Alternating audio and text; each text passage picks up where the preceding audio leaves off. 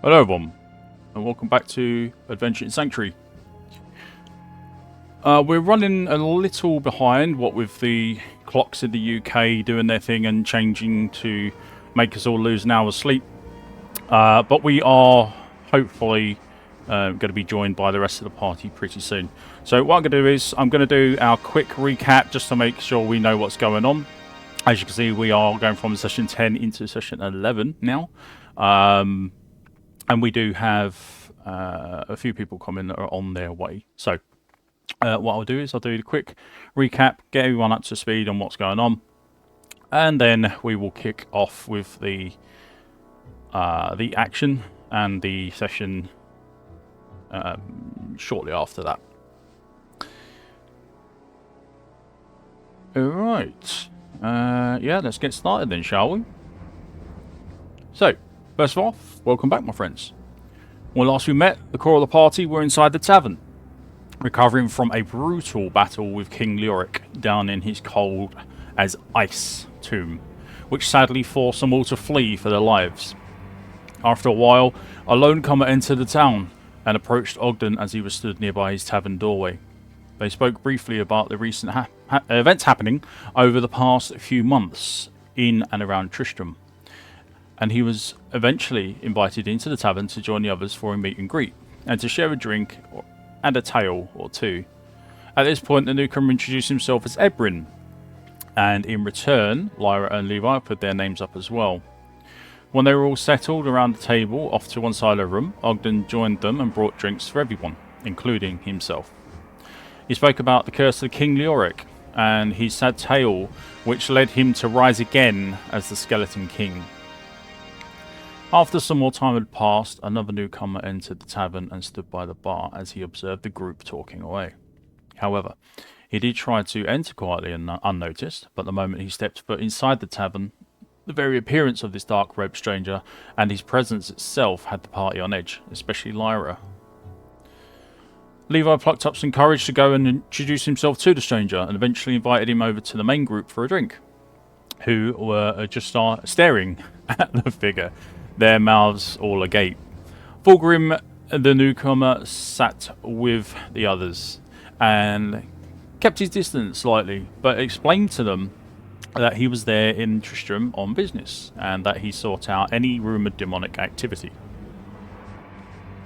Levi sat closer than the rest of the party to Fulgrim and quickly confirmed to him that the rumours are in fact the truth, and also informed him that the demons can, on occasion, be found within the surrounding countryside, but they are mainly found inside the depths of the once holy cathedral, now as witnessed, is twisted for demonic cultist purposes.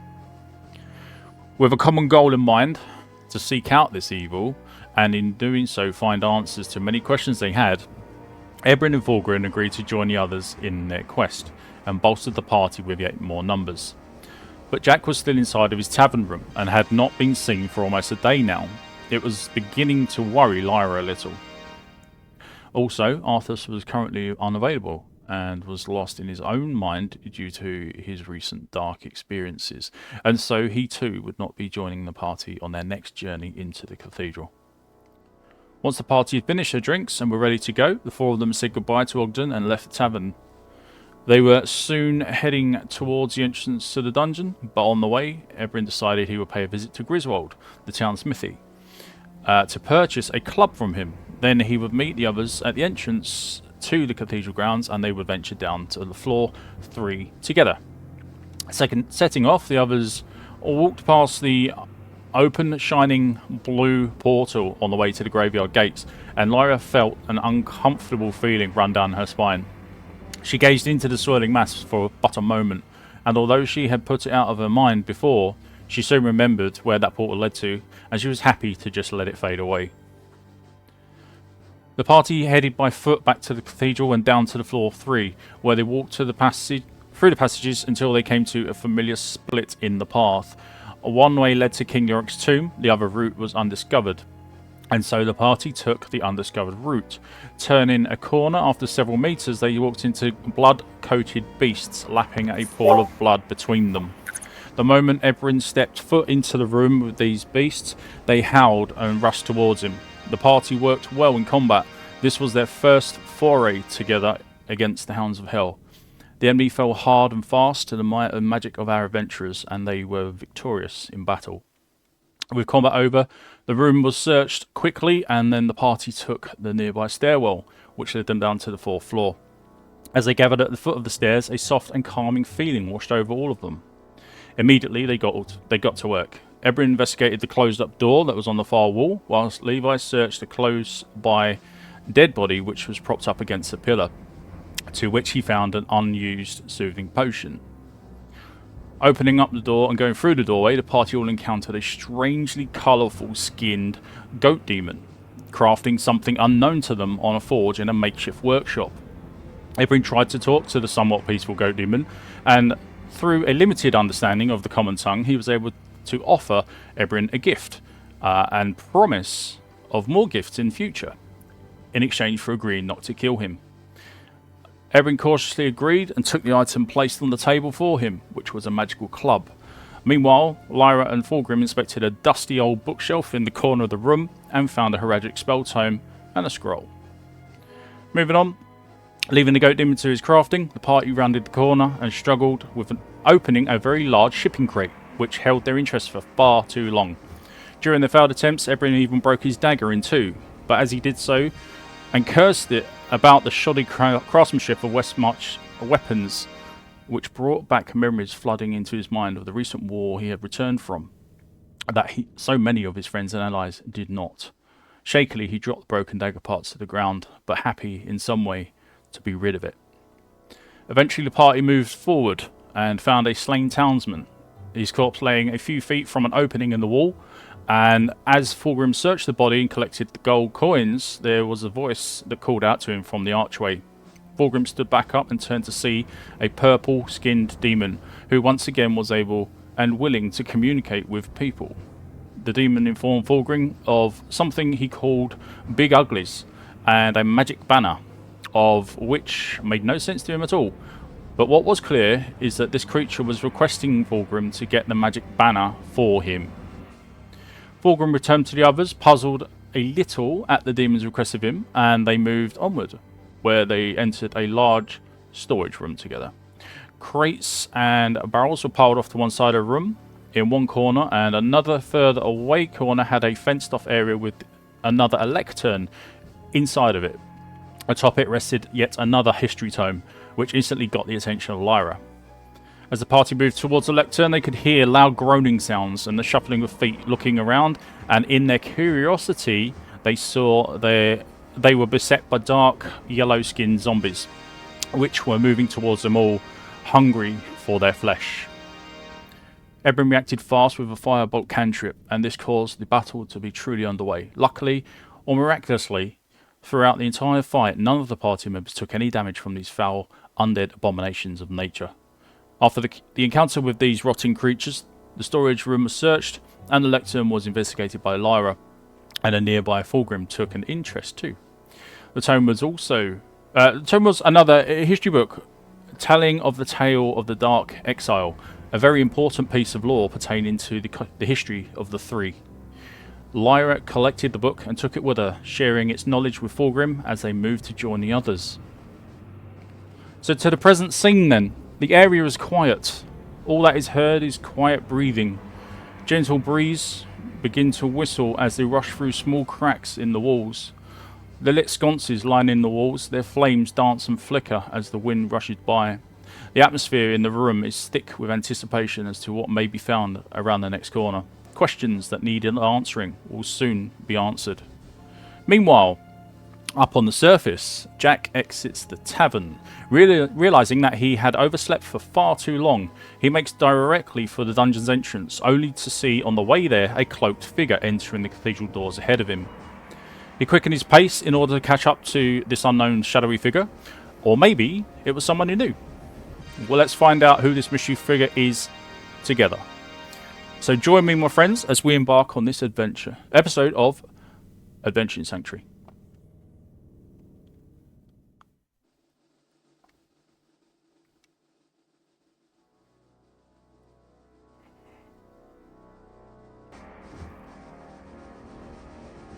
Okay, so it begins. Jack, after seeing this figure and increasing your speed to try to catch up with them, you have seen that they have literally just entered into the top floor of the cathedral. You're not that far behind, to be fair, as they do seem to slow down their pace to move a lot more cautiously. So you get the feeling that this is going to be some sort of stealth user or someone who is generally used to moving quietly and unseen. And as they do so, you are obviously able to run and catch up. So when you get to the doorway and you can see them ahead of you by about, I don't know, a good, 20 meters or so. Not even that, actually. What do you say? I'll just call out to them and I'll say, "Excuse me," to see if I get any reaction from them. Mm-hmm. Okay, well, that was a failure. Hello! Hello, how are you? Obviously not as sneaky as I thought I was. I am otherwise doing all right, as long as you're not here to, put holes in me or anything. No. I'm just on my way to catch up to my group, who I can only assume are further down. Why are you snooping around these parts? Why are you here? Well, I've heard rumors about this place and that there might be, I don't know, something interesting to find within. So I have come to see what there is to see and find what there is to find, as it were. Very good. That's good. Jack, are you entering as well, or are you going to be calling from the doorway? I'll be entering as well. Okay. So as you are both entering, you both notice that up very, very high in the what would be considered like a bell tower is a floating red crystal that beams an eerie red light into the entire room. Purpose-wise, you're not sure what it's for, but it does seem to bathe all the pews, all the pillars, all the paintings, all the statues, everything that you would normally find in a top-floor cathedral scene is now covered in redness. It is very eerie, as the red light is slightly warm, and it does obviously bathe yourselves as well in that same red glow. But it does seem harmless to you. Towards the far left side of the room, just to the left side of the altar, is a set of steps that will lead you down to the next floor. Is there anything you want to do whilst you're on this main floor? I'd say just get through it quickly. This red light is very creepy. Yeah. Okay. As you pass by towards the stairs, you will need to pass the altar at some point. There are two rows that are on either side of the room, which do have statues that are inset in lots of little sections of the wall. But obviously at the far end, opposite the doorway, is a long carpet which leads you to a stone altar. There's lots of little trinkets that are on top of it, stuff that you would normally see in a very religious house of light. But there's also something else which does grab your notice as you just move towards the stairwell, and that is a big pentagram which is scratched onto the wall. It looks like someone's carved it out of a like a dagger blade, and they've scratched it into the wall, etched it into the back wall. You can't really miss it unless you're going in completely blind. But yes, there is definitely signs of something else going on already that you wouldn't normally see in places like this. If you've been indeed in places like this.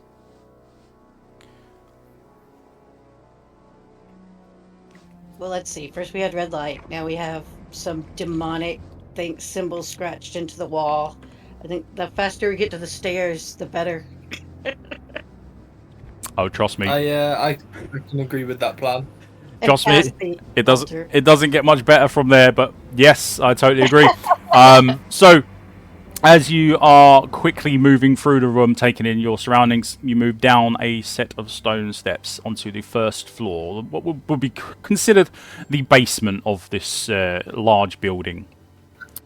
Upon reaching the bottom of the stairs, you notice that you're in a room which is filled with slain villagers, townsfolk from up above, from Tristram, potentially from people that are just visiting this place as well. They don't necessarily have to be from Tristram. They could be here on business. They could be here on a search for knowledge or some sort of spiritual enlightenment. You don't really know. But the downstairs, the basement, is generally not for just any old riffraff or randoms. This is normally place where the clergy would start to come, and also travelling scholars would start to set up places to stay. Okay, so as you are passing through this room, the bodies are left and right of you. There is an open door right ahead of you, and the place is covered in gore and viscera.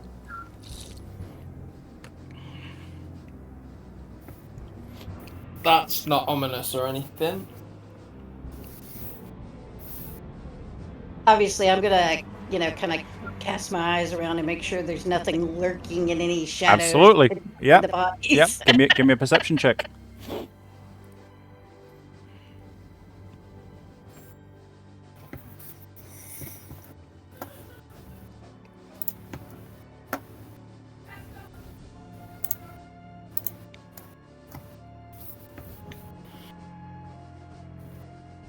Now, Jack, you are kind of guiding the way at this moment because you're the only one of the two of you that have been through these halls before.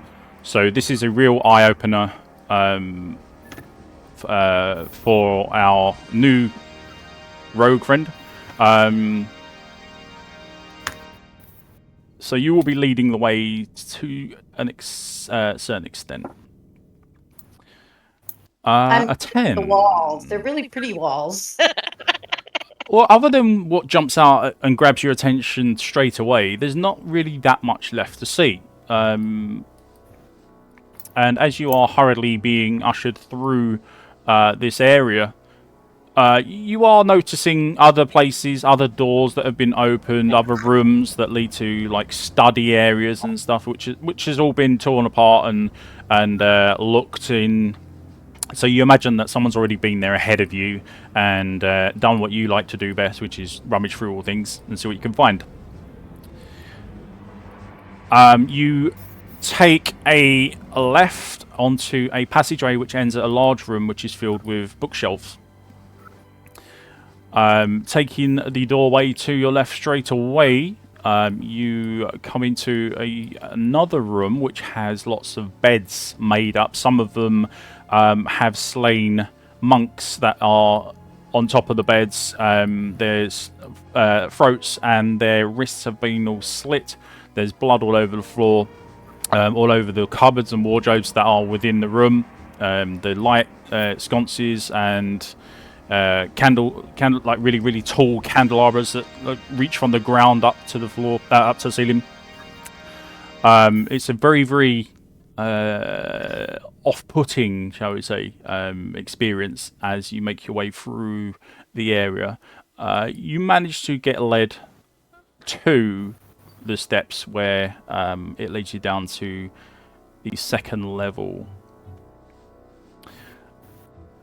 Okay, what I will do is I'll take us onto the second level and I'll let you guys have a little chat. So you reach onto the second floor. in general, a lot of the things that you see are very, very similar to what you've seen already.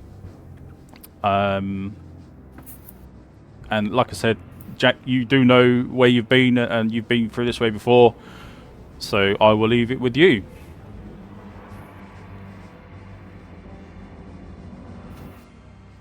I'm obviously going to follow you, Jack, because I assume you know which way your group has gone.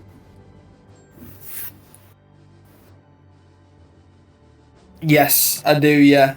Well, as I'll get us there as best as I can. We might take a few wrong turns, but for all intents and purposes, we'll get there. We'll get there eventually. Now, I don't want to do this through survival rolls or anything like that, because it will take too long, and I don't want to do that. So we'll keep it as we are doing. The route that you take, Jack, is pretty much on point. Your memory being fresh of this place. Now, as you turn the move forwards from the stairs and towards the next area, you see a long corridor which has lots of stone coffins lining the wall on one side, and large stone pillars that seem to divide the room, breaking it up into 3 sections.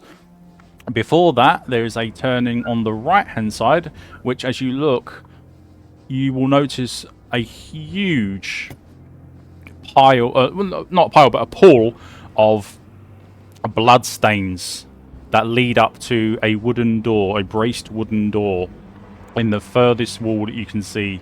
The passageway does bend around past this doorway, but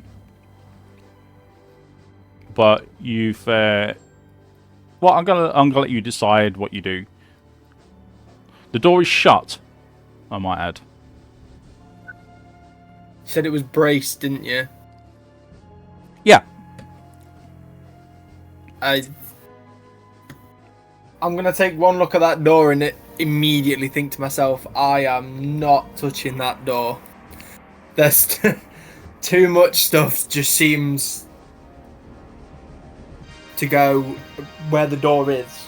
It just seems wrong, and I'm not gonna touch the door. I'll follow the passageway around it. Yep.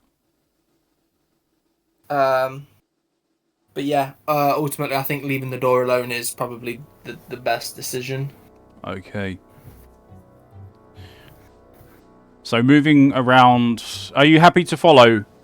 Oh, heck yeah. I assume that if his party didn't open that door, they may have had Then it looks for a good reason. Well, you're not sure if that particular door has been opened in the past or not. You are sure, though, that there is a huge amount of blood and body pieces that are lining the way up towards that door. Yeah, I'm thinking that's a bad plan. So yeah, I agree with Jack's astute assessment of the situation. We go around the door. Great stuff. Okay. Very quickly, you skirt around the door and follow the passage around the corner, leading to a very similar passage as I explained before with the stone coffins. They all have been opened apart from one that was unable to be opened. And eventually that passageway will lead you to the stairs to the 3rd floor. So the 3rd floor then. We are getting there. The 1st floor is a lot cleaner as you step off of the stairs. There's no blood, there's no dead bodies. It just looks like as if someone's just abandoned the place. It's very dirty and dusty, but other than that, it doesn't seem to be filled with any hostile creatures or any fighting evidence that has been there, or killing, I should say.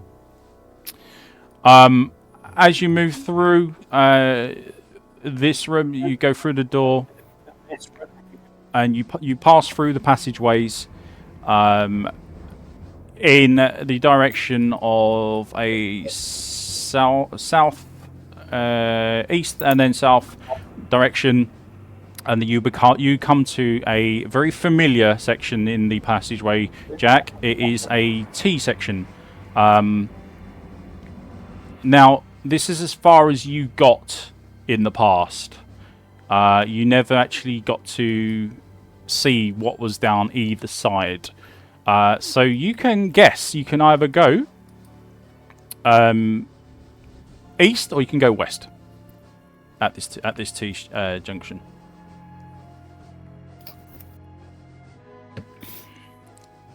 I think we should go east. East. Okay, east.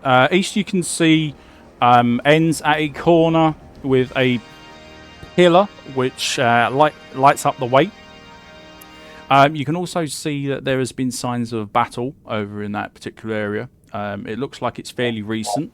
There is bits of broken wood from smashed open barrels. There's bits of bone and blood that are lining the floors and the walls. And just as you reach that point, is there anything else you want to say to our new roguey friend?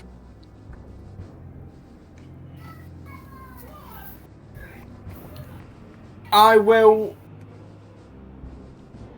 inquire about where she comes from in an attempt to just understand this new person a bit more. Yeah, okay. I'll leave it with you.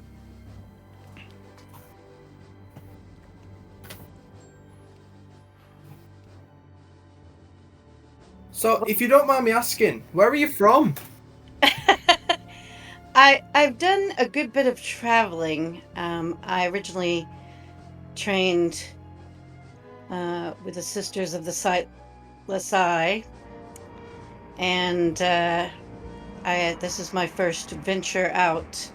I had heard things about this city and what lies within, and decided to seek a little adventure and perhaps some fame and fortune along the way, to see what there was to see here, following rumors and whatnot.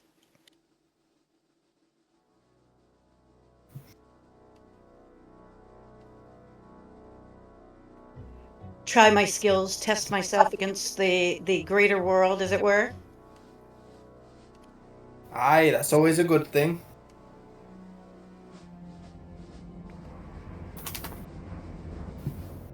I find the best way to learn things is hands-on.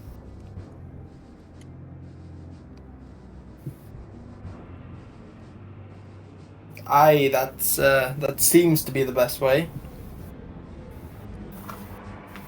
And if your group is amenable to it, I wouldn't mind traveling with other people, as strength in numbers is definitely the best route to go, I think. In a obviously dangerous place such as this, as all the dead bodies have evidenced. I'm sure they'll have no issues with having another person along. Because as you said, strength in numbers is always a good thing.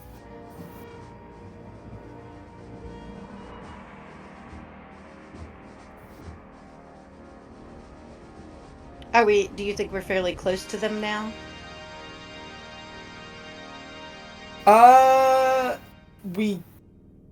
I reckon we're maybe a level or two away. Because obviously there's multiple levels to this. And I'm just basing this off the fact of, if we keep going along the route of where there's been signs of battle, we'll eventually catch up to them.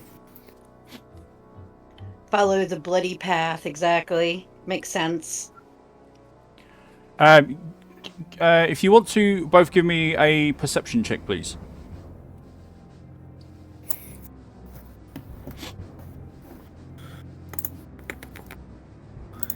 Yeah, give me 30 seconds. Much better.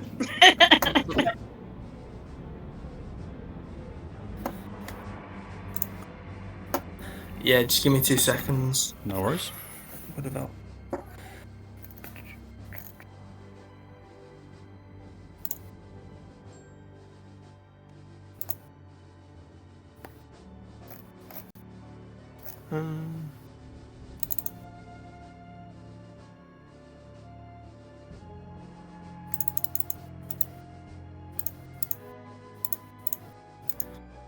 think I'm having a few issues with my thing. Sorry about this.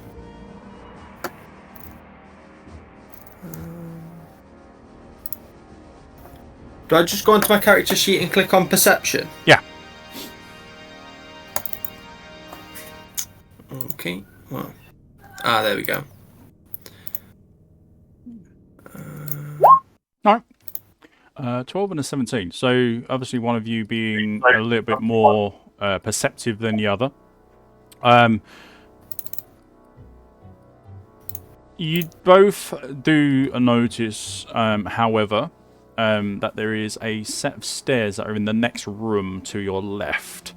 There's also several broken pieces of barrel, some of it blackened and charred where it's been exploded. And there's also footprints that are coming from a pool of blood in the middle of the room, and they do seem to head around to the top of these stairs. So they do lead around that way. There's quite a few sets.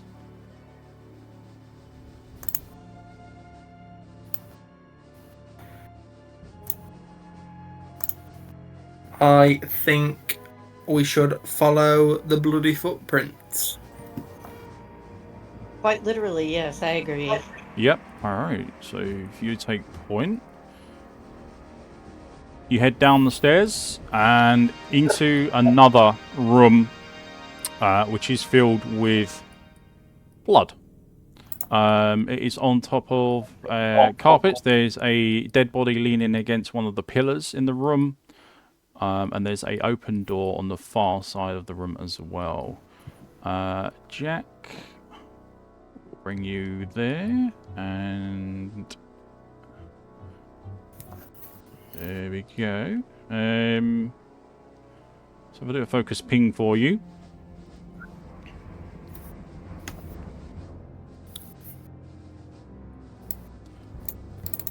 Now, all this has happened in the time that the rest of the party had also made their way down back to here. The time where all of their events that started unfolding, as they were going through this area, you were making your way down through the each individual floor. You were only probably about half an hour or so behind them, with any of the stopping that you might have been doing to try and gather which way to go. But yeah, you are not that far behind. So this is where our two timelines, if you like, are going to converge. So the door ahead of you is indeed open. Let's go with that one. If you walk towards it, it should open. So, obviously you haven't been here before, Jack, and also our newcomer, who I don't know if she's introduced her name yet, so I'm keeping it blank at the moment. So this is completely new to you, new territories and so on. As you enter onto this floor, Jack, I need to check your character sheet 1 second. Yeah, you are all good. So you're all set. You will end up feeling the same calming feeling wash over you. There's a kind of like as if you feel someone is watching over you, guiding you in certain directions to do certain things. This is the same for our rogue there as well, so we are going to allow you to now control your tokens. So, Hey, are we to have a map right now? Because I don't see anything. Yep, you should see. It's not on my screen either. Yeah. I still just have the Diablo thing in the middle of the screen. Oh, yeah, that's fine. So what I need to do is I need to actually put us all onto the 4th floor. Ah, now something's happening. There we go. They see me. So you are just entering this zone, and basically the areas that you've been passing through have looked exactly like this.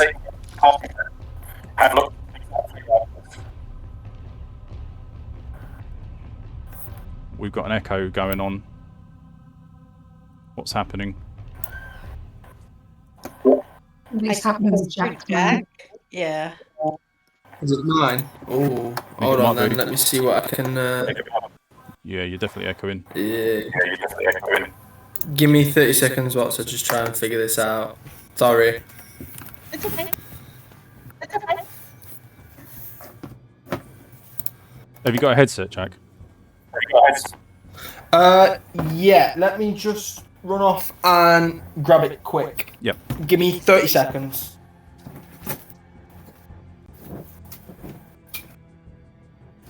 Here we go.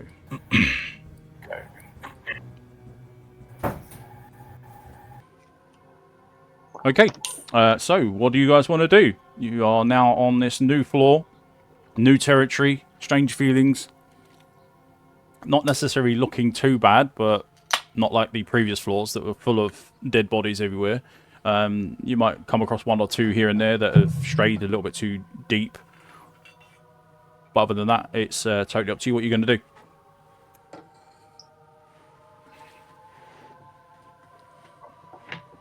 Let's carry on. I think we should go through the door and see what awaits us. After you. Okay. Oh. That's all right. For this particular moment, we'll just do it where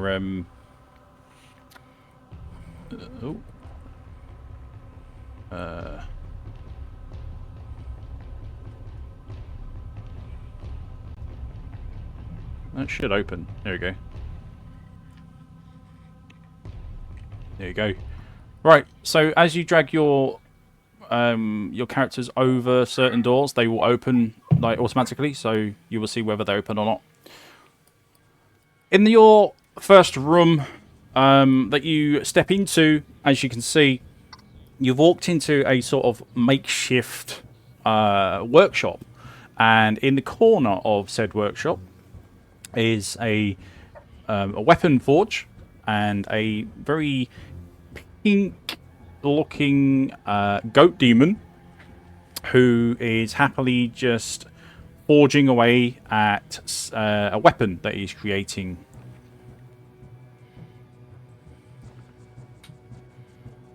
Doesn't seem to pay any mind to you as you enter. Just continues working away on what his project is. Do you know this demon thing, Jack? I've never seen him before in my life. Do we go over and speak to him and ask if he yes do that? I'm gonna approach the goat demon I will follow and I got your back. I'm going to ask him if he's seen a party of adventurers pass through here. He looks at you for a split second before he says,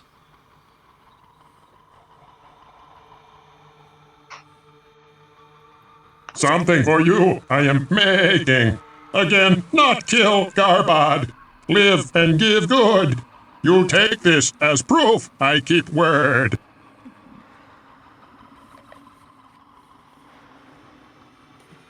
and he points to the table, but the table's already empty. There would have been something on there for you to take, but it's already been scooped up by somebody else, it seems. Much to his, I guess, surprise, or maybe he's not. But he offers us that up to you. And then just turns back around to his forge and just carries on going without paying you any mind at all. Okay. Shall we carry on then? Sorry, I will turn around and ask the newcomer. I will just ask her what her name is because I've just realised they've. I realized I didn't give it to you. I I'm was terribly sorry. so caught up in trying to get down there that I didn't even ask. What is your name? My name is Tavi. Pleasure to meet you. Nice to meet you, Tavi. Yeah. Alright, finally, the name is revealed. Tavi, if you want to change your screen name, please, to your character name, just go to the cog icon in the top right of your screen. It says My Settings, and then go to Personalization and display name, just type in Tavi. You can put your full name if you wish. Yeah, there we go. Wonderful. Okay. You are officially here.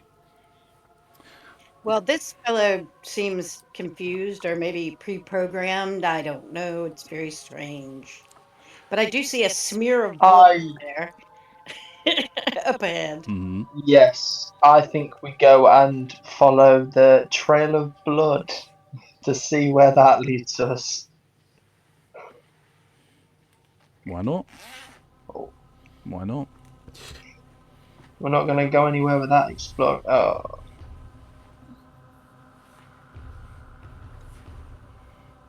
Here we go then. I think with how this place is, obviously you can see that there are burning sconces on the walls. They are crackling away, but not too strongly. Fulgrim, Lyra, Ebrin, and Levi, you all hear voices coming from the darkness behind you, and also footsteps as they seem to be getting louder and louder.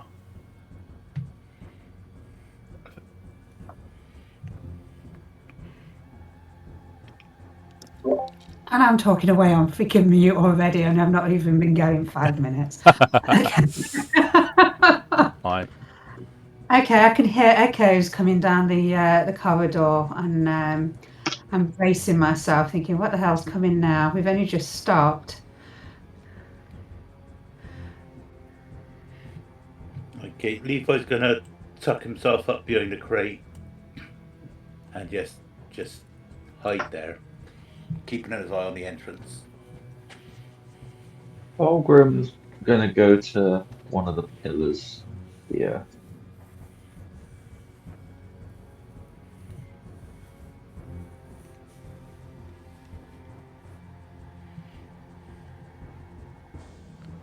Okay, fair enough. Did you see my message, DM? No, I haven't. Sorry. Where is it? I've messaged you privately, and I put it in the general. Yeah, everyone's on his way. Yep, great stuff. All right. That's okay. He can do it all for now. He's on his way, which is fine. Okay. Tavi and Jack, if you want to keep moving forward, please. Don't forget you've got 60 feet of movement.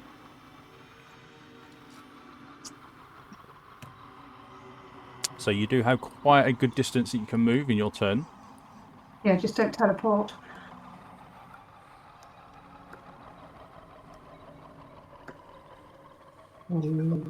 Now a smear to the left and a blob of blood in front of us. Yeah.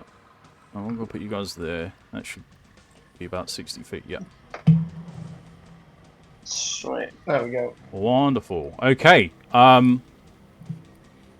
So at this stage, I'm going to get you to make a check. I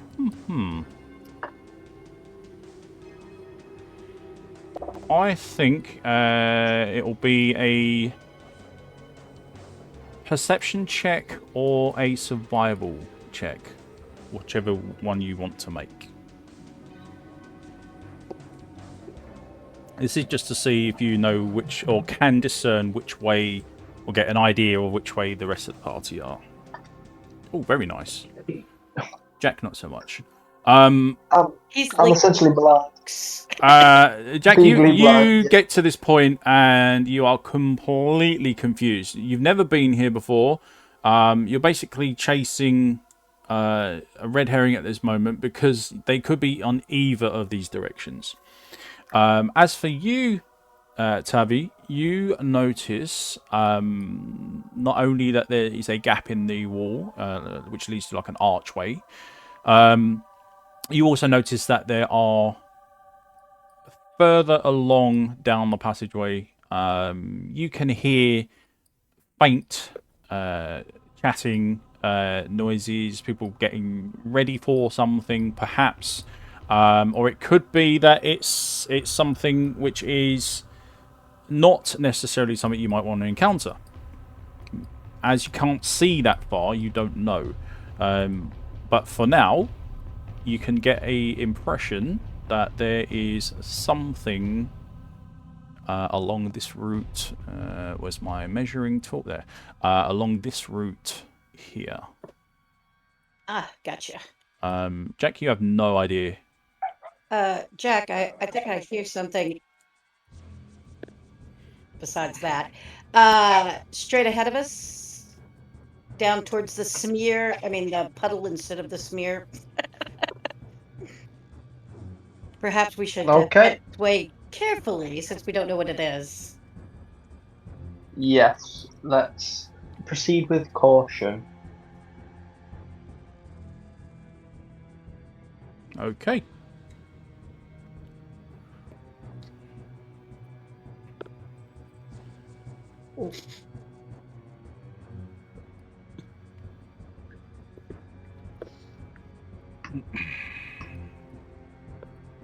Oh my. Can I see or hear in that room? Is there a door here? Yes. And this little blue creature in front of you screams at you and says, You kill Uglies! Get banger! You bring to me or else! What the hell does this thing look like? That's a good question. Do you, well, I suppose you will have some form of information as to what the Fallen look like. So the Fallen are little red-skinned demons that are generally imp-looking creatures. They're no bigger than like a teenage child, like full-grown, and they can be even smaller than that. The lesser-ranked ones in their whole clan, and they are generally very aggressive to anything that they see on sight. So they have a kill on sight mentality, and also that is what they've been ordered to do. This one, on the other hand, is a purple-skinned one, and he has the ability and possibly the audacity to try to communicate just like the goat demon did before, with other humans, which is not something which is common.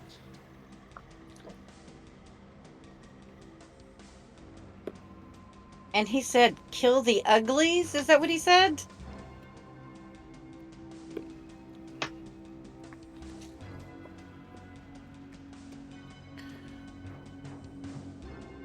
Jack, Hello. what do you think about this little thing here? It seems very full of itself. It does.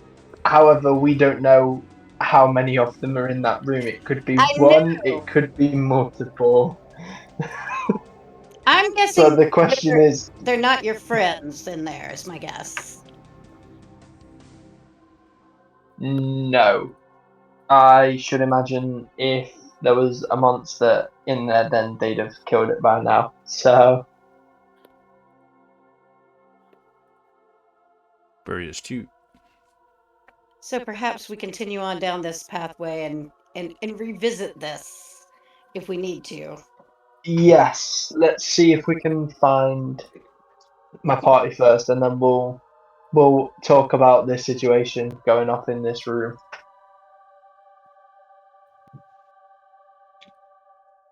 I'm watching the little demon thing as we walk past it, though, because I imagine it's not very happy now.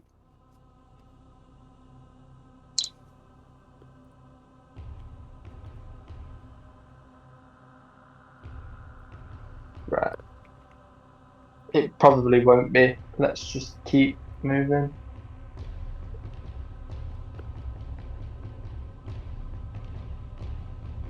Okay. All right. Okay.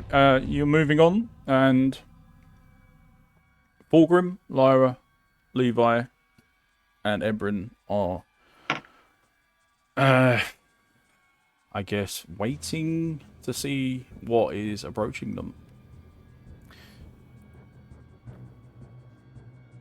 Let's see if anyone's talking on mute. Levi, you are muted. Everyone has entered the room. Hey, good timing. Good morning. Good morning. I had no idea there was a time change. I'm getting up at the time that I figured. I thought I'd be right around on time just now, so I apologize. Not a prob. You're actually right. You're right where we actually need you. So you've appeared literally just as the two timelines have converged, which is perfect. Awesome. So you've missed out nothing. Anything else you can watch on the video later. Okay. All right. So the two Tavi and Jack have finally caught up with the rest of you. Tavi being a newcomer, a new face, as well as Fulgrim and Abrin. There's a lot of people that aren't necessarily recognized or known. So I will leave it with you guys how you want to react and how you want to talk to each other.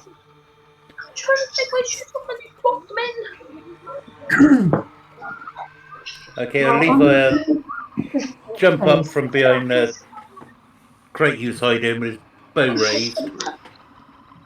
And he noticed that it's Jack. And say, "Hello, Jack. Welcome back. Brought a friend." And he'll take a wander over. Say, "My name's Levi. Nice to meet you. And you are?" Yes, I.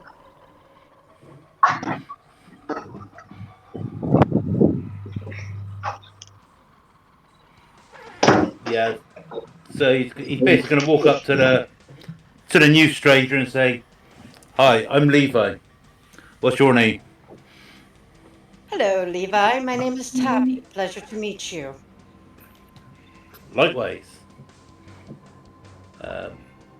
Can I ask what finds a person like you in a place like this?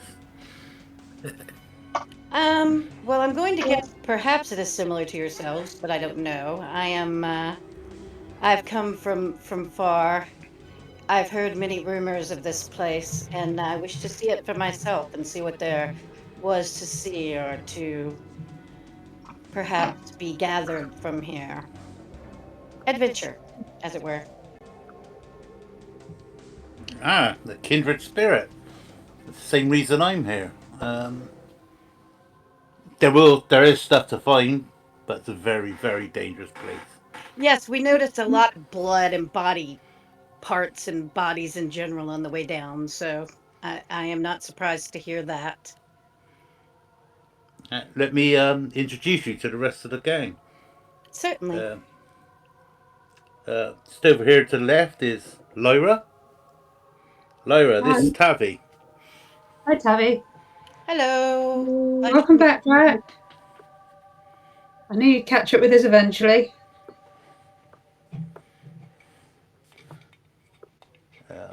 Wasn't hard to find you. Yeah, just follow the trail of dead bodies. Exactly. We've also got a couple of new people with us, Jack. This is Ebrin, a fellow fighter like yourself. Greetings. Nice to meet you, everyone. And you as well. I'm glad to hear that there's still some people alive willing to fight against this. And last but not least, over there looking in the darkness is Fulgrim. Greetings. Nice to meet you, Fulgrim. I'm Jack. Always nice to have more allies joining us. Safety in numbers, definitely. Question for you all. Did you pass that little purple demon fellow on the way by? Snotspill? Yeah, there's a lot of them in that room. Ah, A lot. Oh, wait, do you mean the goat man? no, the little guy that's just right down the hall from here. Yeah. We agreed to Get rid of the uglies. Yeah, that's what he Big wanted. Yeah. Bring him something, he also wasn't wants some kind of magic banner. it? Yeah. I'm not sure if we've achieved that yet. I think we need to look around the corner first. Well, I haven't encountered any big uglies, so there is more to be discovered. Undoubtedly. We've just taken out a few of the monsters in this room. Still a fair few barrels to search. If you guys want to go and search the rest of these barrels, stock up on some provisions, hopefully. Sounds like an excellent plan. While they're searching through the barrels, Levi's gonna go and reclaim his arrows. I just let them go ahead and search. There was a big crate around the corner there. You didn't happen to get it open, did you? No, we didn't stop to do that. We just came on. Shame. We could always go back and try and open it now that there's more of us.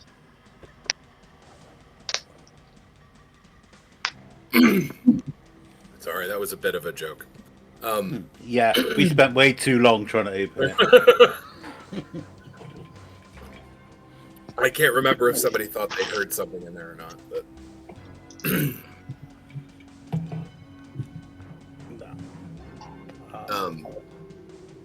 So I suppose we'll search the barrels and crates that haven't been searched yet. Yeah, I just think Sounds good. this first little one is the only one that's been searched. Okay.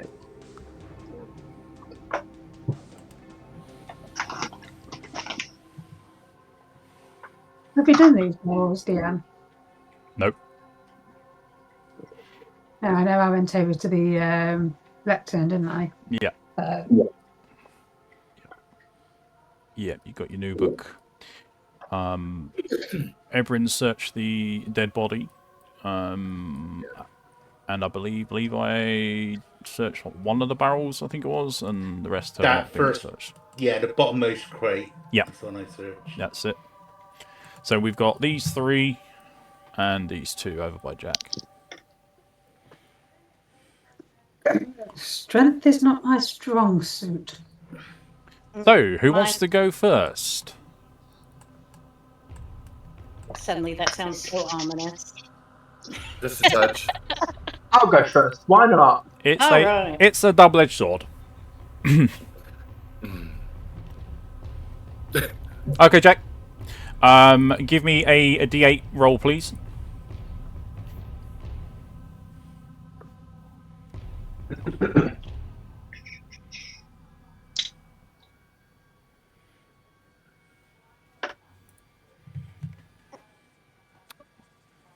Okay, 7.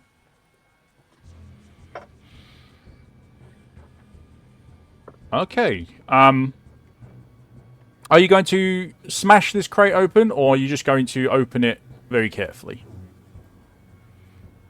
I'll open the crate very carefully. Okay. Without any issues at all, you slide the top of the crate off to the side. It hits the floor with a loud thud. You look inside and you see a potion of mana.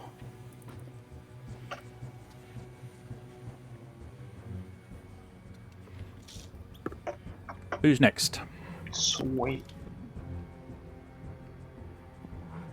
I'll give it a go. Okay. I'll do the crate that's next to that little barrel he opened. On this side? Yep. That'd be the one. Okay. Right. So, if you would do me the honours of give me a D8 roll, please. So, all you need to do is open up the dice tray on the left-hand side. And then you can do a D8 roll from there. It's done. Okay.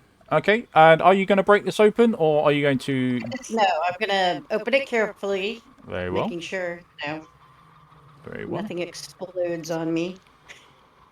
Alright. So you also perform the same actions. You struggle a little with it at first because strength is, as you know, is not your strong point. And you manage to slide it open, and inside, as you peer in, you reach in and grab 5. Hang on, no. It's a small crate, so it is 6, the most you can have. 6 gold coins are scattered at the bottom. You reach in, grab them, and leave yourself back out. And we'll leave that crate there. All right. Okay. I am going to. Anybody want to try opening the big barrels? I did find gold in this one, 6 gold, so you know. You can pocket yourself. If you don't want others to see it, you can do a sleight of hand. Oh no, I'm not trying. Okay. To steal from them. Then I'd like they to make see. a good one to begin with. Yeah, fair no, enough. I didn't find anything in this one. Just lean in and scoop out everything. Put it inside your jacket. But no, I say I found 6 gold in this one. Okay. So if we want to divvy later, you know what I found in this. Nah, you keep it. Actually, I want to offer up the mana potion that I've just found due to me having, well, no need for it really. I'll ask one of the sorcerers or somebody who, well, anybody else apart from the fighters really, if they would like it. Pick someone. Who would you like to offer it to? It's an open-ended offer. Just if anybody wants it, they can have it. I'm sorry, miss. What is it? It's a mana potion. Oh. And I have no need for it due to being a fighter. So. I'm good. I'm pretty loaded, thanks. I mean, if nobody wants it, I'll take it for sure. You're welcome to it. Alrighty. So we still have. So you got 2 large ones, a small barrel. So all the crates have been done. All the crates have been done. Okay. All the crates have been done. So it's just the 2 large ones and the small one. You can each pick one. I'll open the big barrel to the northeast. Alright. Okay, give me a D8. D8 roll. There you go. Okay. Ugh. Ugh. You struggle to open this one up. In the end, you decide that it's going to take a little bit more of a forceful solution to this one. You drive your blade into the barrel to try to weaken it, and as you do so, you strike the metal ring around the outside, setting alight the powder that's inside this barrel. Oh crap! Oh. I'm standing over here behind this other crate. Yeah, everybody's either I'm far right enough next away to or him. behind something else. So. What's the... Okay. 1, 2... Welcome aboard, Jack. Okay. For God's sake, I've just got here. So, a massive fire explosion bursts out. This means that both Jack and Ebrin, as you are both within range, you are both going to take 3 fire damage with no save. You didn't Ouch. that. Well, This is why I stand at a distance. On top of that, all the barrels and the crates that are around you have also exploded. They are not filled with explosive powders or anything like that. They just break open. So that's going to be 1, 2, 3, 4. So any hopes of using those as cover in the future have now gone. Are you taking care of the hit points, or do we lower them? You do 'em. All you do is click on your token, and you should see the bubbles that appear above it. You can just reduce it that way. Okay. quick question. So I assume anything that was in those other barrels also exploded. More than likely. Any barrels that have not been searched and are caught in blasts are considered to be empty. Okay, Jack is definitely getting feed through his mic again. I'm sorry, I couldn't hear you. All right. Say that again, sorry. Are we getting an echo again? Yeah, I can hear whatever's in your background. The children and whatnot. No, that's his kids. Don't worry about that. So, Okay. give me 30 seconds for that.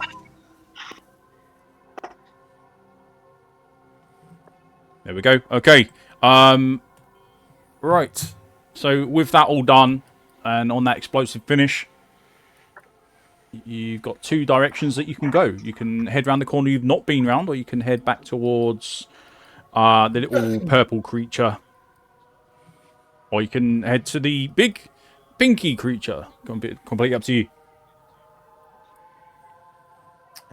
I say we head around the corner, see what's further I on. agree. Into the unknown. Alright.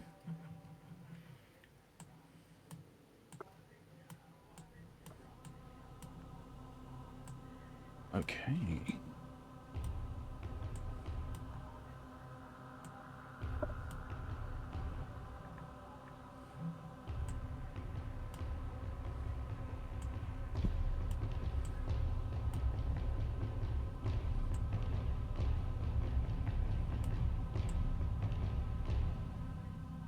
Fulgrim?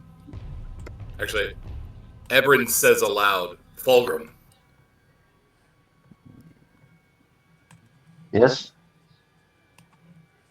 It's probably wiser if you stay behind me or Jack. Somebody's lagging Apologies. behind. Yeah, it's Jack. He's trying to probably deal with something on his end, Okay. mechanically.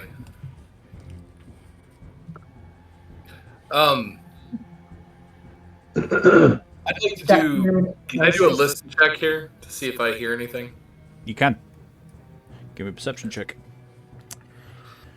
Yeah, sorry. As a 3.5 showing perception. Here we go. Public roll. Very nice. So as you listen intently to see if there's anything that you can hear around this particular area, there's nothing that sounds out of the ordinary. You can hear the gentle breeze as it rustles off the walls and through the passageway. You can hear the sound of your footsteps. You can hear the faint, well, I wouldn't say faint, but the quiet breathing of your comrades behind you. There's nothing that really alarms you that you can hear. Okay.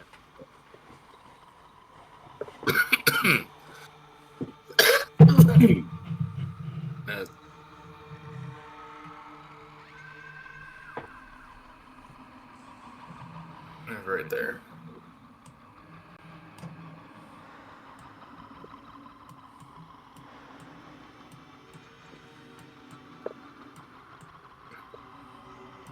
Ebrin gets Levi's attention and points to the crate.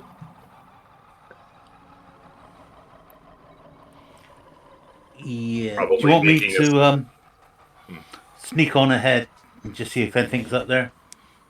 He nods. Okay. And then he says, "Be careful."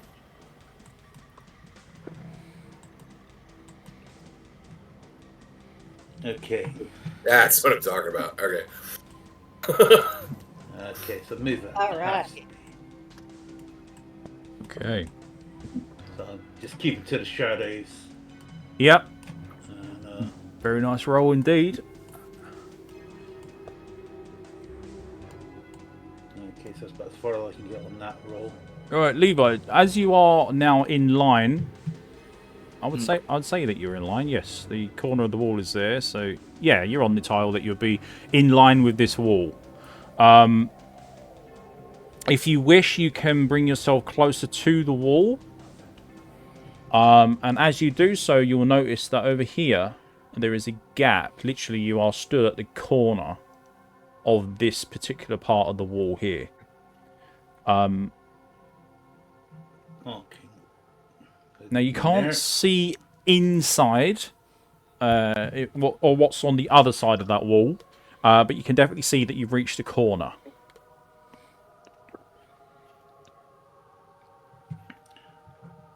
Right. So I can just walk straight through? You can. Yep. There's no door or anything like that. But I need to know exactly what it is that you do from this point on. Right. First of all, I'm going to make a perception check. Okay. That is very well. It'll be a listening perception check. Yeah. Unless you're going to go for a peek attempt. No. Okay. So listening. No, you don't hear anything. The wall is either too thick or there's just nothing there to be heard. Okay. I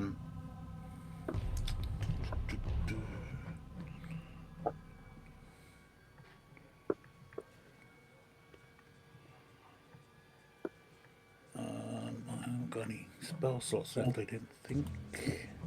No, you've used yours. Yeah. Okay. Okay, I will just try. Mm-hmm. Is it like, when you say a corner, is it like one way to look down, or is it both ways? It's like a kind of.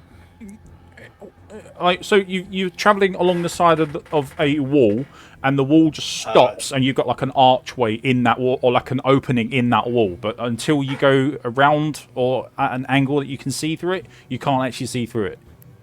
So you can see something is there. You can see that there's definitely something that has opened up. Like, you can see the top of the archway here. Yeah? Right. Okay, I'm going to pop back and report to everybody what I've seen. Yeah. So I just pop back a few spaces and just gesture for everybody to come a bit closer. 2, 3. 2, 3. I am. Are you just pointing out the archway? Yeah, I'm just saying, just up there, there's an archway through there. I've had a quick listen. I can't hear anything. Don't really want to go in there first.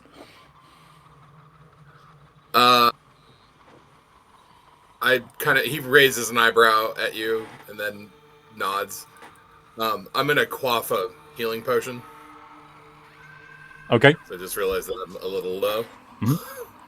Good choice. And I have 3 of those. So, what's the mechanic for that?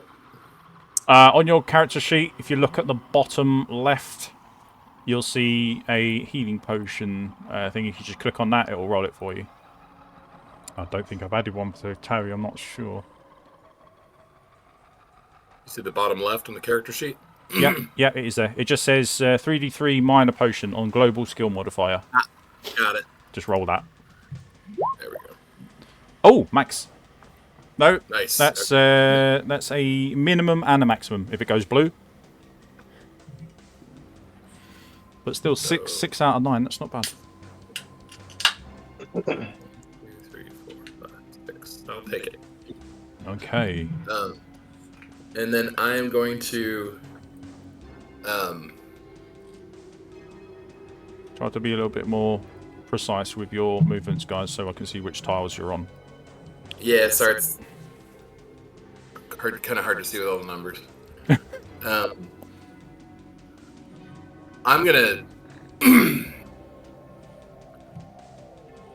step one more step here, and then I'm gonna do a perception check. We're gonna listen or. Yeah. Okay.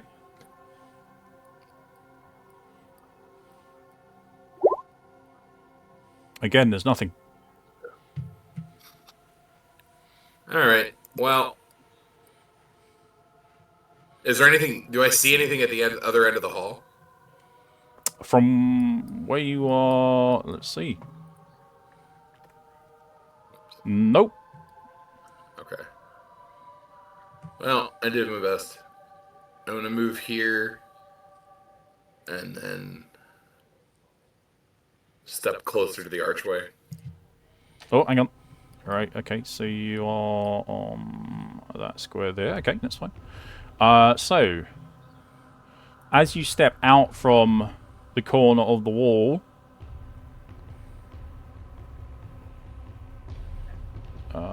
you see. Where is it? Where is it? Where is it? Where is it? Map, light. There we go.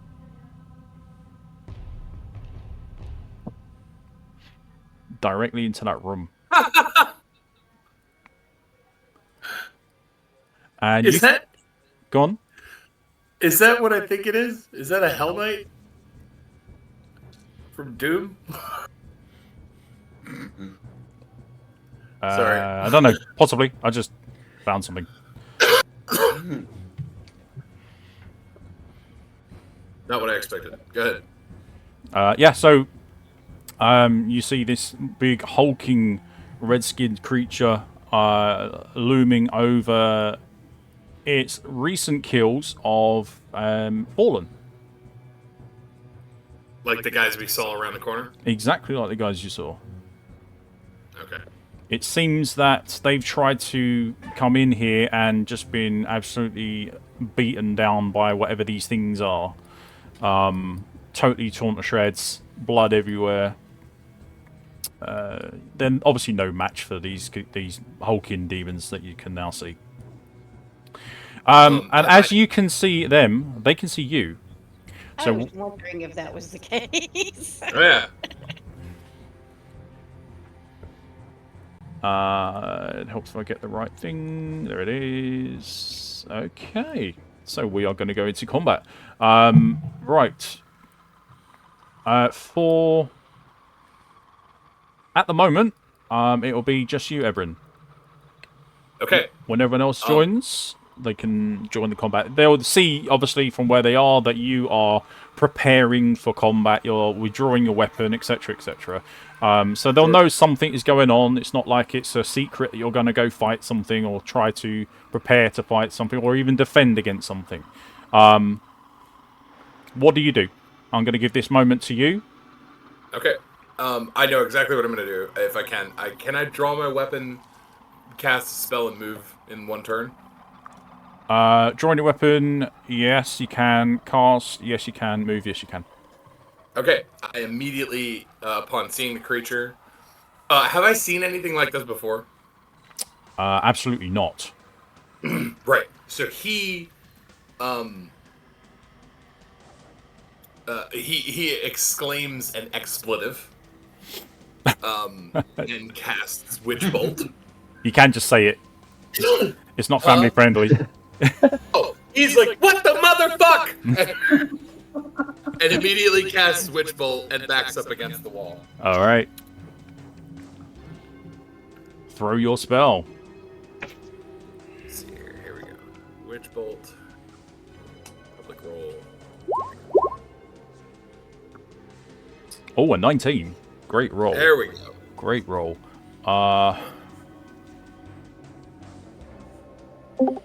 You just need to untick the weapon damage, but that's fine. So we'll ignore the weapon damage. 1d12, yeah, you got 10, that's fine. And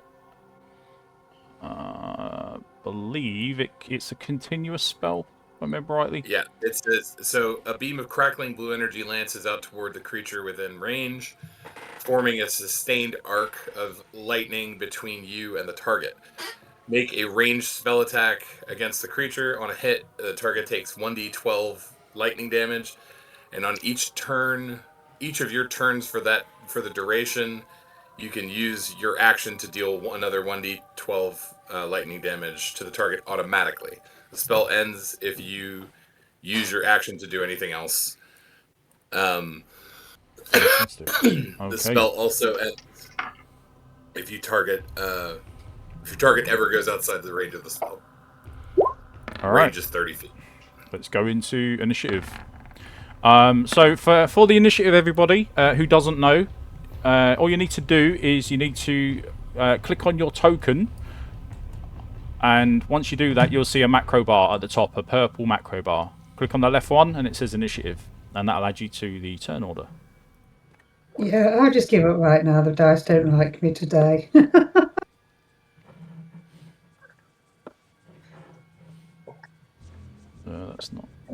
what I want.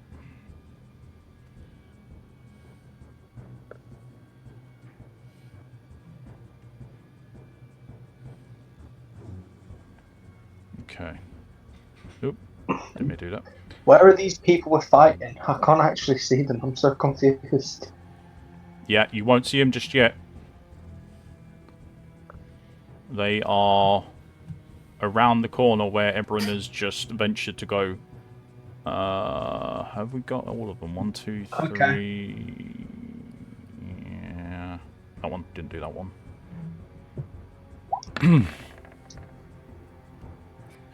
Alright, let's sort this out. Highest is gonna be Tavi. Interesting. You say that. I'm gonna step up and I'm gonna ready my bow. Take a shot at what's in there. So I'll move up. Yeah. Hey. Excuse me. So in combat, you need to remember that your movement is back to 30. Okay. Okay, so you're back to, unless you've got a feat like mobile or something like that. I do not. So yeah, you'll be at 30 feet of movement. And then also because it's a lot slower as well, if you just like move your token like this, square to square for me. Sure. So I can see which route you're taking. Sure. All right, great. Oh, it looks like I can see one from here now. Can I move one more? Yeah, of course you can. Yep. Okay. But what you can't do is you can't stand on the same square as someone else. I got you. I have to move. You can pass through them, but you can't end your turn on them. Is that acceptable? Oh, shit. Oh. That's a lot of movement. That's a lot more than 30 feet. Oh, is it? Oh, then back I go.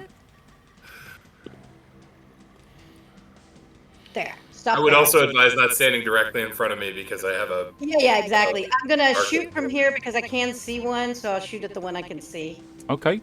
I still get one shot. It's a bit of a skewed shot, but you can do it. We'll go for it. Go for it. You will get half cover. Okay. So we hope I roll well. If not, it's going to be pointless. Okay. Bear with me for a moment.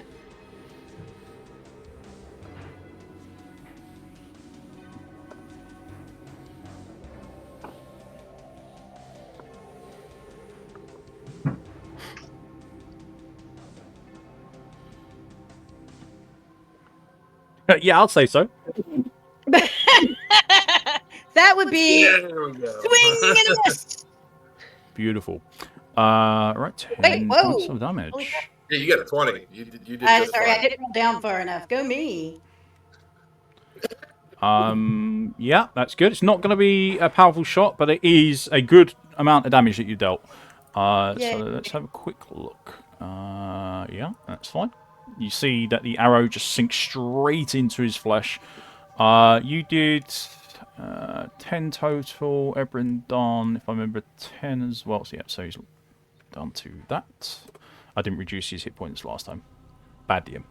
Okay, there we go. So this guy is now covered in lightning or some sort of energy, and has a new arrow sticking out of his chest. Nice. As he's getting struck by all this, he roars at you both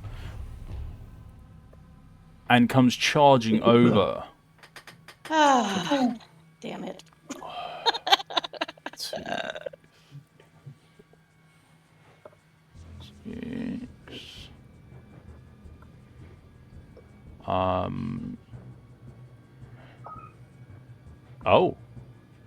Oh, he's fast. That's unfortunate. Oh, he's fast. Alright. And then he trips and falls on his way over. He's going to use his action to get into combat with you, Ebron. I don't think he... Yeah, he can use a bonus action to try and punch you with his offhand. So we're going to go with a normal attack. And that's a 24 to strike. That is definitely a hit. I don't know why the damage didn't roll. Let's see what's going on here. Don't auto-roll damages on for some reason. Never whisper rolls? No. Career advantage, yes. Naughty.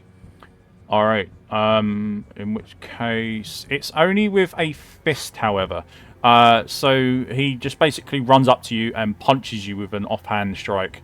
D4 plus 4. I'll roll the damage separately this time.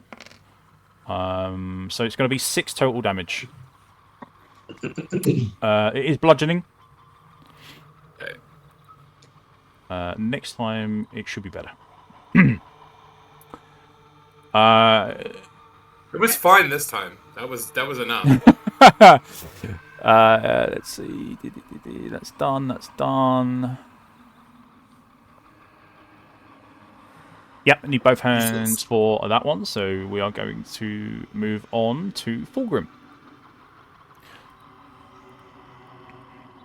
So, in regards to, say I was to target it now, how does that work with people along my line of sight? People don't block your line of sight. Okay. Yeah, you can... That would be annoying. Will... Yeah. I think I'm going to do Magic Missile with a level 1. Oh, okay. I'll just take the damage then. How much you doing? You will. How much you doing? So just roll. Just what I do is I roll the damage once for multiple hits, and then you just triple that or quadruple it based on whatever you're using. So 1d4 plus 1. Okay. And it's 3 bolts for level 1. So 3 by 3. You didn't do the plus 1, so that'd be 4, 8, 12 points of damage. Okay. And I think I'm going to move over. This thing's looking beat up, man. Shit. That'll be my go. No. All right. Let's see. Interesting. So, overall 3, 4. 2, 3, 4. 2. No friends.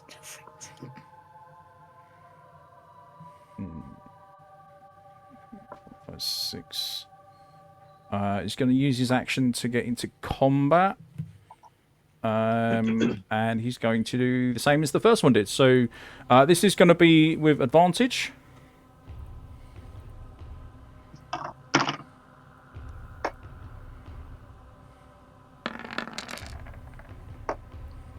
a 23 to strike for 5 bludgeon damage.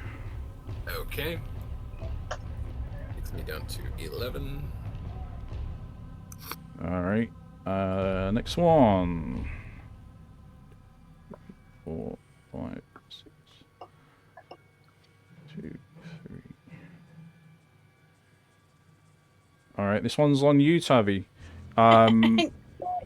So this big hulking beast of a demon emerges from under this archway, having to slightly duck to get through it, and runs up to you and strikes you, or tries to strike you. A 15 to hit you. I believe that hits. Hold on.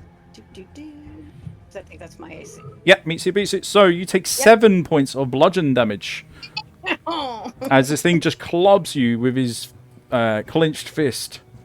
And that's all it's going to do. Levi, you're up. Yeah. Tavi, do you have leather armor? Because you'll have -1 against bludgeoning. Oh, I do have leather armor, actually. Yeah. Thank you. Yeah. Okie dokie. Good call. Levi's gonna draw his dagger. Alright. So that's your bonus 10 for this feet. turn. Yeah, so it's 10 feet of movement. So I'm gonna attack the one that's attacking Tavi. Yep. So you'll get advantage. And you can do sneak attack. Sneak attack, yeah. This is going to hurt. I know it is. Unless you roll really bad. I hope it hurts them a lot. Yes. This is going to Save hurt. us, Levi. Yep, it's a hit. It's not as much as I thought it would be, but it's not bad. No, I thought it'd be a bit more. What's that, 17? With your +4? Yeah. Very nice. Yeah, that was a big hit. I'm certain that he did not expect that. No. Got 30 feet of movement left, so I'll just.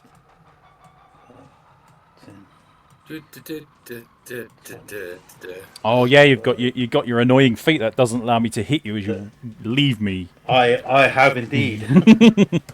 Your mobile feet. Yeah. I'll just call that a day there. All right. The last one left on his own. He's going to come to join his brothers, I suppose. 1, 2, 3, 4, 5, 6. He's going to use his action to push. 1, 2, 3, 4, 5. That's just enough to get there. He's got 5 feet, but I'm not going to use it. So he's going to move around your flank, Tavi. Which, if Levi stayed there, I mean, you wouldn't be able to do this. Let's just point fingers, okay? And this is going to be an advantage, I'm afraid. Yeah, I'm waiting to feel the blow. Yeah, this... 14. So it glances. Yes! So all this does is, this is basically like a punch in the arm, which like you would do to like a friendly punch, you know, rather than anything else. It's barely any damage whatsoever. So you would take 3 points of bludgeon, and then your armor reduces it by a further point. So you're only going to take 2 points. So it's basically like punching, bruising damage. Yeah, you nimbly turn your body to face the threat of this attack, and you move at such a way that the angle just glances off of you. Ebrin, we're back with you. Okay. So real quick, we established that leather armor reduces damage from bludgeoning by 1. Correct. So I would have taken 2 less damage from each, or 1 less damage from each of those attacks, so 2 total. Mm-hmm. Okay. Yep. 13. There we go. All right. Well, the first thing that's going to happen is I'm going to continue my witch bolt damage, which is just a D12. You want me to just do a D12? Yeah, go. It's on this one that's in front of you. Yeah. Mm-hmm. Wow. Oh, good roll. Instantly just fries in front of you. Yay! Just falls in a heap of flesh and energy just crackling away in front of you. What's your follow-up?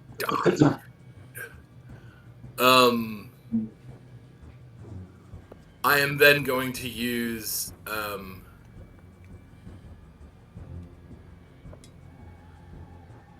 I'm gonna use an action surge and attack the guy in front of me who attacked me with my longsword or my short sword. Well, let me just check because you used an action surge last session. You, you haven't rested. Okay. Then I guess I'm done. Don't get any extra bonus actions. Yeah, alright. I'm not going to disengage. Can I do anything to... can I maybe make an intimidate check to draw some of the creatures, one of the creatures off of... Tavi. Tavi? I'll let you try. What's your charisma? My charisma is... no, all of my stats are 10. Oh, of course they are. Yes. So in which case, you're going to do this at disadvantage. Okay. Intimidate. Yeah, how's like roll? Disadvantage. Not? Oh, yeah. The first one was great. A 6, yeah, not intimidating him at all. You're actually whispering some nice words towards him that he actually appreciates. Hey, big boy. You're coming across more alluring than threatening at this point. How you doing? Oh, this is not working. Am I getting his attention at least? Barely.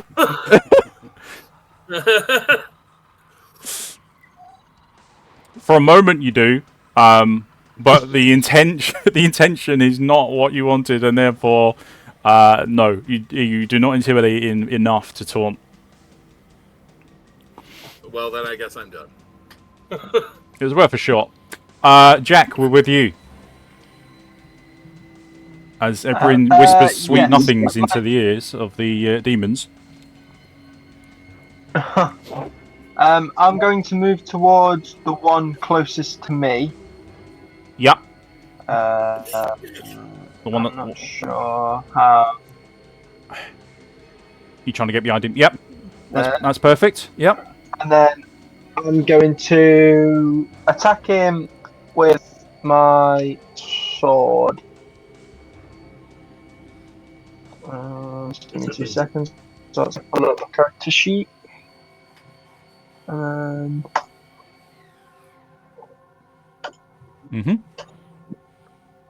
think you're the other flat roller, aren't you? Eesh. Yeah, you are. Eesh. Both our warriors are flat rolling.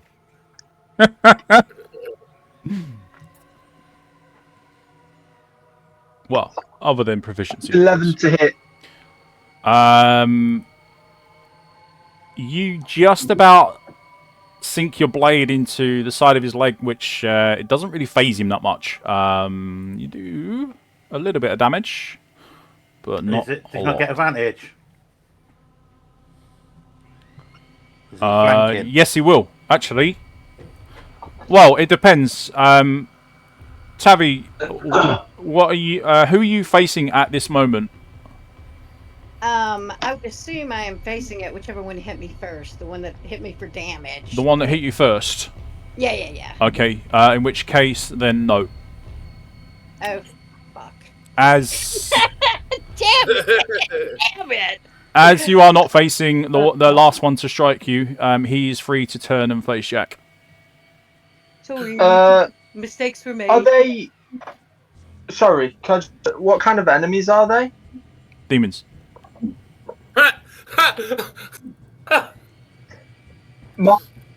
Oh, does it take the deals +2 damage into the damage already? No, that's an extra. So you would be doing 6. Okay, fair enough. So it's 6 damage, yeah. Yeah, but as this is glancing at the moment, we're only going to do 3 points of damage to him. Fair play. But damage is still damage. All right. So you do move up. You try to get a quick hit in. But you realise that as you are moving in, his attention turns away from Tavi towards yourself, and he now faces square on as you strike him. Lyra, we're with you. And Lyra's remembered not to be on mute for a change. Yay! Yes. Alright, where the fuck did these guys come from? Hell! Hell is where they came from! Well, yeah, I suppose in the literal sense. Maybe. Okay. So,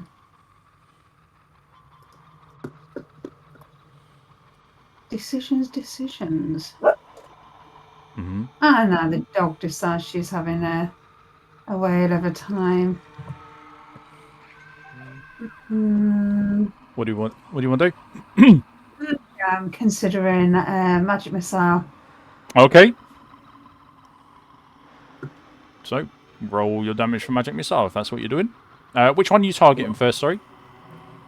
The one knows Levi. Is it? The No, this one. one that's near Jack. Yeah. Okay.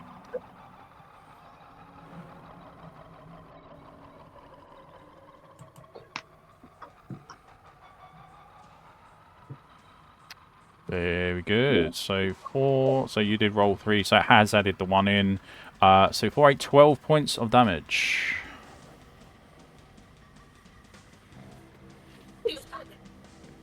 Oh, he's still standing. Yeah.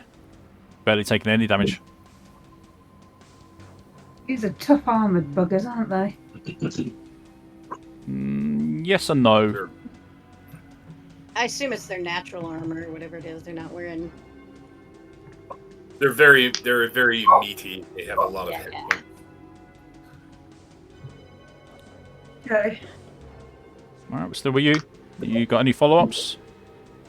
No, that's me done for now. I'm pondering my next moves. Okay, we go on to turn 2. Tavi, at the top. What are you doing? Well, I don't imagine I'm using a bow, so I'm going to need to switch to short sword. That will be your bonus action. Okay. And attack the one. Yeah, I would imagine. That seems to be a good thing to do. Yeah. Which one do you want to attack? You got the one that's there or the one that's facing Jack at the moment. But bear in mind... The one that's close to me, not the one that's close to Jack. Bear in mind what, sorry? Bear in mind that sometimes if you turn too much to face different directions, you will incur a chance of opportunity against Oh, yeah, you. that's why I'm just going to attack the one that's right in front of me. Go for it. Yeah. Yep. Bear with me for a moment. And Dan, we can't attack diagonal, correct? No, sir. Not unless you've got a reach weapon. Oh. Ooh, ow. Newcomer bad luck. Right. So what you need to do now, because you have triggered a natural 1, this is a fumble of your weapon. You can attempt to grip hold of it quickly and save against it. Yes, I'd like to try that. If you've got... Have you got a set of gloves? I believe you do. Yes. So the leather gloves give you a 40% chance. So you need to roll a D100. And you want 40 or less. If you do, it counts as a miss, but you don't drop your weapon. She's done it. Wow. Well done. Good job. That it looked really good. So how I envision this is, because you are basically a single-hand weapon fighter, you go to strike, you strike the enemy, but because of his tough exterior, it makes the weapon kind of like vibrate in your hand. You lose the weapon, but then you quickly catch it with your offhand. Because I'm good like that. And then you're just basically juggling your blade in front of him, getting ready to strike for the next turn. All right, so we're still with you. That's your... Pitiful. What? Yeah. You've got your movement, and you've also got your... No, Well, I use assume your if I bonus. try to move, I would get a attack of opportunity against Yep. me anyways. So Yep, that's I'll right. not do that. You'll get a...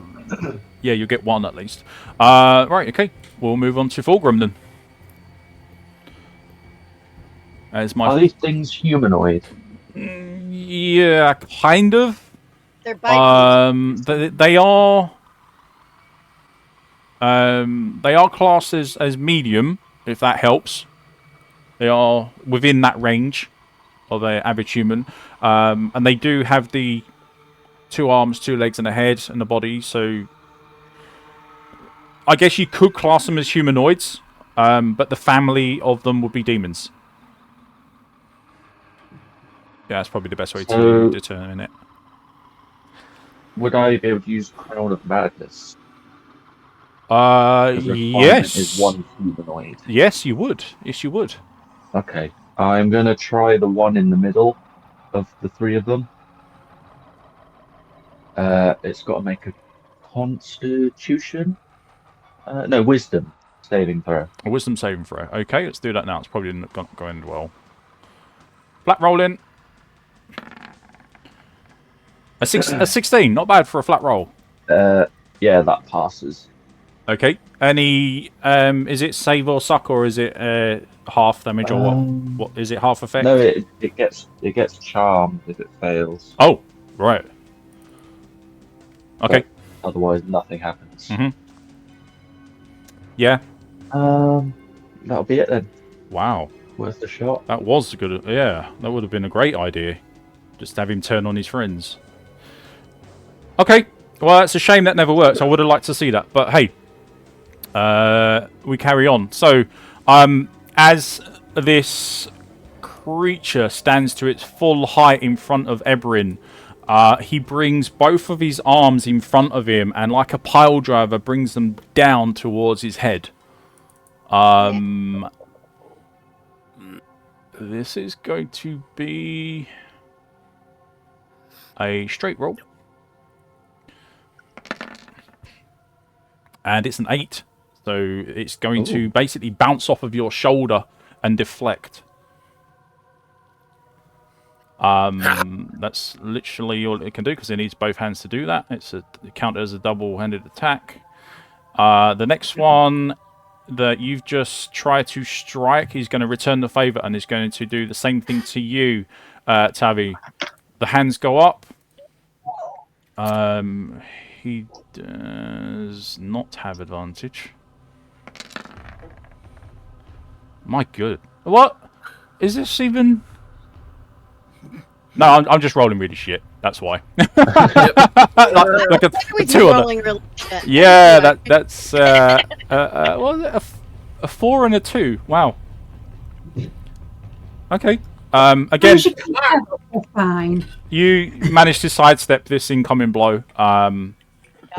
And we move on to Levi, because there's nothing else they can do. Just you wait until you roll a nat 20 against me and I got flying. Right. Same again. 1, 10, 20, 25, 30 for this one. He's engaged with Tavi at the moment, yeah? Yes. The one in front of me. Okay. Oh, that one. Which one are you? Yeah. Which one, sorry? The one that's next to Jack, or the one that's... No, the one that's near the wall, between Tavi and the wall. This one? Yeah. Yeah, he is engaged with Tavi, yeah. And with the dagger again. Right, okay. 15 will strike. 7 and 4 with +4 from flanking. What's that total? 15 total? 15 altogether. 11. Yeah. Oh yeah. Oh yeah. Yep, because of the +4. Yeah. Yeah. I saw that right at the very end when I did my math. Yeah, beautiful. You drive your dagger straight into its flank. And I'm guessing you are going to do a hit and run. I certainly am. So, start there. Butt jab, butt jab. Oh, he's doing it. Yeah, and then I'll take my cutting action just to dash around the corner. Very well. Yeah. That works. Like a proper 2nd edition thief, man. 25. Now to be me.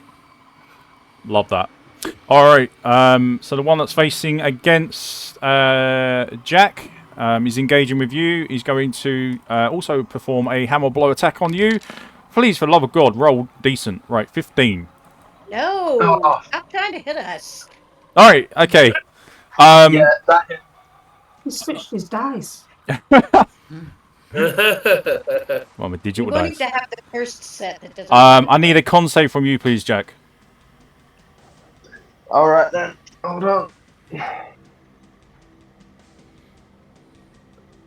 Um,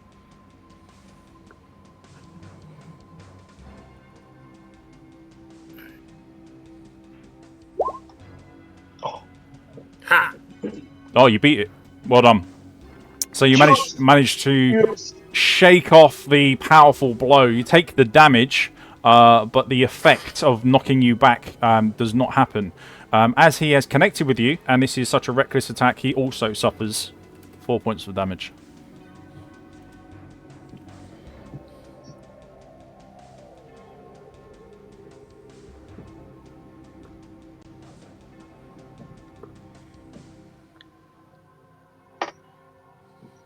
Yeah, so you do take 11 points of bludgeon damage. Good gravy. yes, I've put that in. Yep. Okay, Ebrin. Okay. Is drinking a potion a bonus action, or can I use a move action to do it? From your belt, Yep. free action. All right, then in that case, I use a free action to take a potion. Mhm. And it's from your belt, so I can't strike you. Yep. Oh, Min and Max again. Interesting. There we go. Take it. Okay. 1, 2, 3, 4, 5, 6, 7. And then I'm going to use my standard action or my action to use my Inferno Scroll from my belt. That will be your bonus action. Okay. Yep. Great. Because it's from your belt, so it's faster. Yeah. Mhm. How do I'm not sure. Familiar with how the Diablo spell mechanics work. Do I need to roll anything? Yes, you do. So you would normally do just a normal spell attack. Okay. And then you consult the Haragic spells. Yeah, we got it up here. And then look for your spell, which is Inferno. So you'll do D8 plus 1 fire damage per spell rank, which you'll be doing rank 1 because you don't own the spell. And then you'll have a 10% chance to inflict a burning condition. To do the spell attack, is that just a 20 roll plus my proficiency bonus? Plus your intelligence modifier.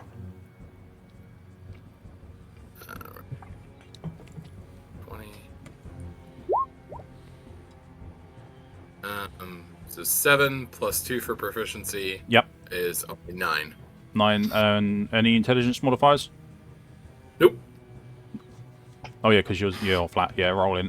So let's see. A total of 9. It also says 2 adjacent enemies. Do I need to roll 2 separate rolls for that? No, if it hits one, it hits the other. Okay. So we've got 9. I'm afraid 9 is not going to be enough. The flames burst from the scroll that you hold out in front of you as you read the words. It disintegrates in your hand, and the fire just rolls towards your target. But sadly, it is not phased by the effect at all from this particular attack. Okay. All right, then. That was worth a shot. In that case, I am going to go ahead and attack him with my short sword.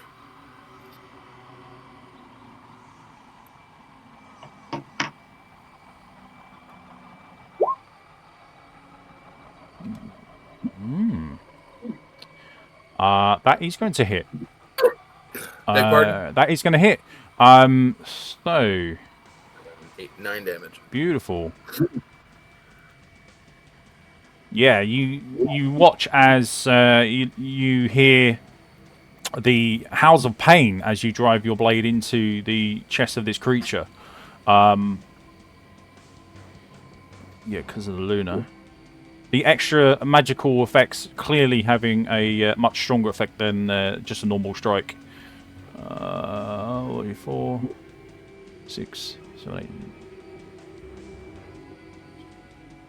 8. 9 points of damage. He probably says something like, "A fiend." And I think that's my turn. All right. Nice one. Thank you, kindly. No problem. Jack, we're with you. As you are engaged with this enemy in front of you, this overlord. Yeah, I think it will just be a case of. Hold up, give me 30 seconds.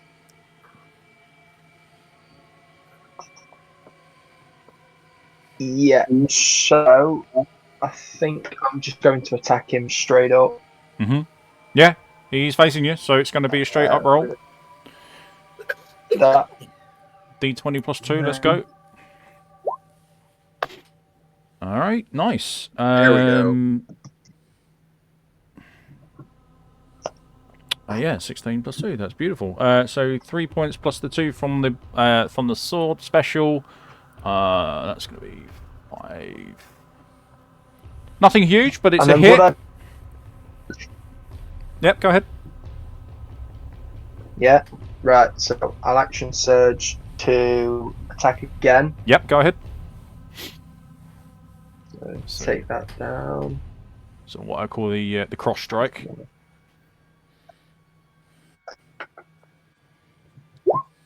No. Second one completely off. Oh. Alright, fair enough. The second one does strike, but it's just not tough enough to get through his exterior. And you just fine. feel the resilience of it as your blade just bounces off back into your direction. You have to move away ever so slightly to avoid hitting yourself. Alright. Yeah. So it's your action, and you've also used your... You haven't used a bonus action. You do have a bonus action if you want to, or you've got free action or movement.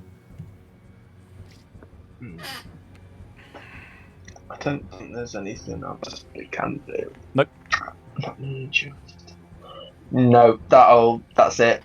Alright. That's me done then. Yeah. Okay. Lyra. To end the round. Lyra's been having a good think about what spells she can use because she's determined that fire is not going to work well on these guys. And she needs to change up from ice for a bit. So I'm going to have a go at my lightning. Yeah? That seemed to be effective for me. What's that, sorry? She would have very obviously seen me disintegrate one with a lightning spell, so. Yeah. Was it lightning that you just used? Yeah. I used a bolt in the beginning of this game, in the beginning of the combat. Did it not have much of an effect? Sorry, I've been away from my desk. It had a massive effect. I disintegrated one of them with it. Oh, it did have an effect. Ah, yeah. Let's give it a whirl then. So I'm casting lightning. I'm going to cast it to the one that's closest to me, which is this guy here. The Hadric spell lightning, yeah? It is. It's rank 1. Yep. Roll to hit. Nice, that will hit. On target, 25% chance to inflict a stack of shocked, and 2 points of lightning damage. Very nice. So do your D100 for me, please. This will be interesting. No, definitely not. So the condition does not take effect, but the damage does go through. So that's then -2 to the one that's in front of Jack. Alright, anything else for you, Laura? I'll get my little notebook out and start to write down, what these guys look like and what effects these things these spells are having, because she thinks it's worth noting. what spells are affecting the various different things she's coming across. Yep, gotcha. Okay. So, turn 3. We're back with you, Tavi. Okay. The one that you are facing off against at the moment does seem to look like he's ready to keel over and die. The one to your left that is currently facing Jack. Now, if you were to attack that one, you would get advantage. He Will the one that's is... tottering get a chance to hit me if I do that? Nope. Okay, then I shall do that. I like advantage. Advantage is good. And of course, being a rogue, you'll also get your sneak attack. Oh, that would be lovely. Hold on. And I think you could finish this one off, to be fair. He is heavily blooded, but he's not on the brink of death like the other one is, so just bear that in mind. Gotcha. So I will attempt to damage him with the short sword. Go for it. So from behind, advantage on the roll. Beautiful. 24. That is an amazing roll. That also counts as a powerful hit. So we are going to add an extra 2 on top of your damage. What do we have? You used a sword, not a dagger. Okay, that's fine. Right. That's fine. Because extra damage to demons. Yep. Don't forget your dagger, as you would have been flanking, will give you a +4. Oh, can I hit with the dagger as well? You can with an offhand attack if you've got a dagger in that hand, but I don't believe you do. Well, I have a dagger. I may not have it in the hand, but Yeah, that's okay. you'd have to equip that. So we're looking at 10, 12. Is that that's your sneak attack? Yep, 12. Yeah, amazing. So you drive the blade into the back of the neck of this creature as you jump into the air to strike it. The sword comes straight down, kind of like an old style mercy killing for a warrior. You drive your blade straight down the center of its spine, and it crumples to the ground.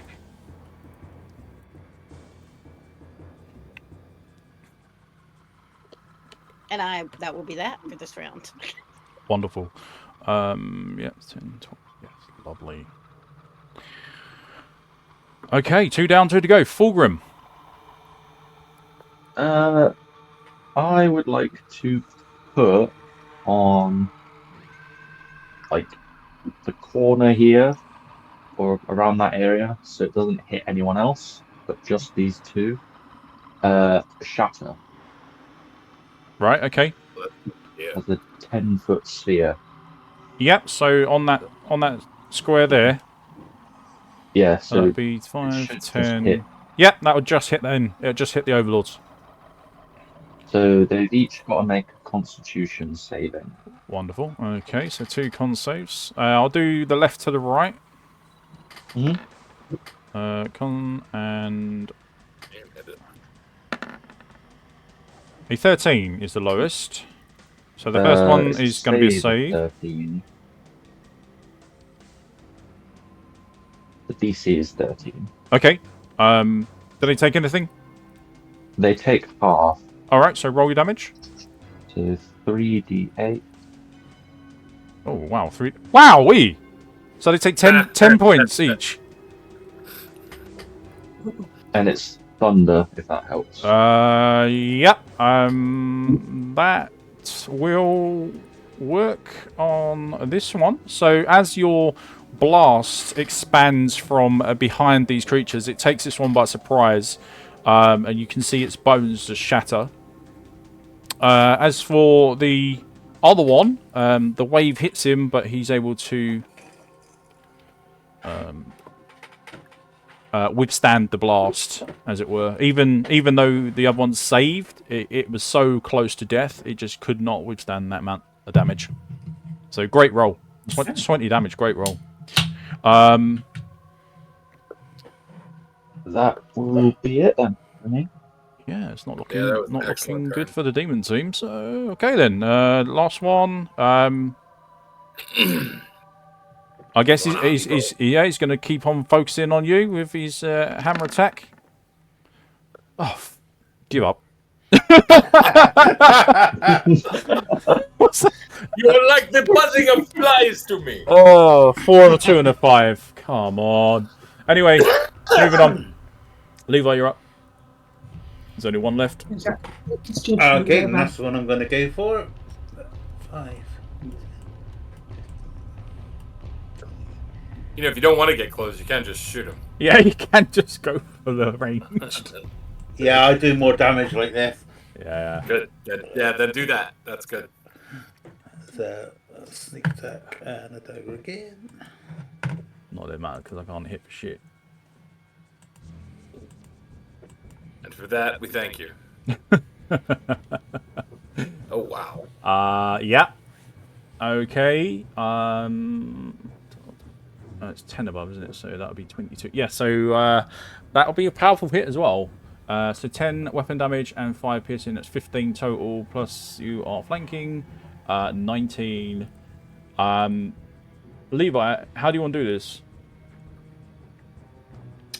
Basically, just run up behind him, grab his forehead, pull his head back, and just slit his throat, and then drop to the ground. Very nice. So, in your attempts, you're a little bit overzealous, and as you leap up on the back of its strange hoof-like feet, you get enough of a draw on the blade to literally decapitate. And as you leap off of the falling body, you've got the head of this demon in your hand, and his body is on the ground. And I say, not so big and ugly now. Ebron's just standing there breathing heavy. Thanks. Ooh, I'm just glad I didn't get swooshed. How are you doing on hit points? I'm just down. Let's see. Hold on. I'm down 8.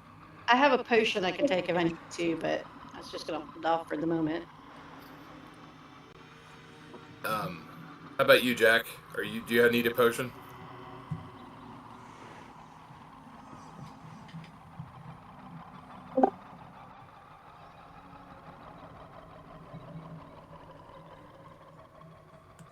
I guess we'll wait for him to come back.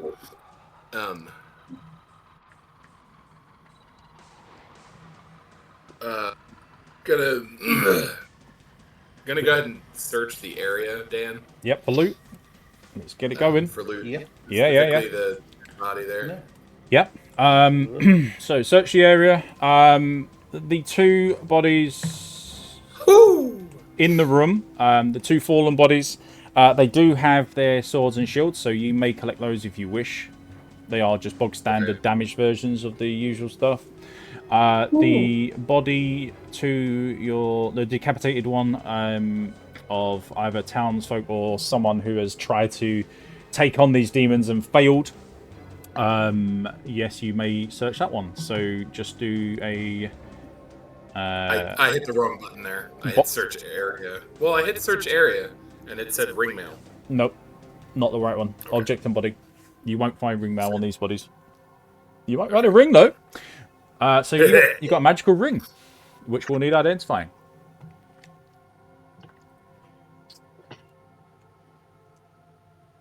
Okay. I spy a chest. Do we have any people that have lockpicks on them? Yes. Just be aware. We've had some that are heavy in traps. Yeah, probably need to check for traps first. Hold on.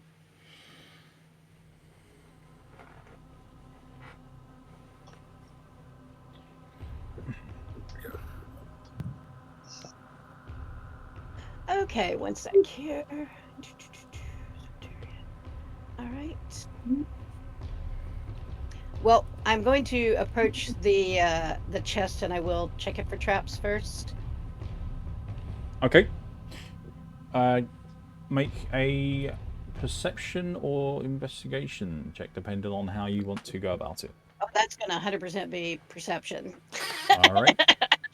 So, using the eyes before the hands get into action. Good idea. Okay. Yeah, you search around or just give it a good old look about. You don't see anything that stands out as odd or that shouldn't be there on a chest. Then I will very carefully. Well, if it's not locked, is the chest locked? Are you checking? I am checking. You are checking. No, it is not locked. That scares me. But I will go ahead and open it very carefully and hope I don't blow up. Very well. Okay, you open the lid very carefully. Inside there is a large piece of wood.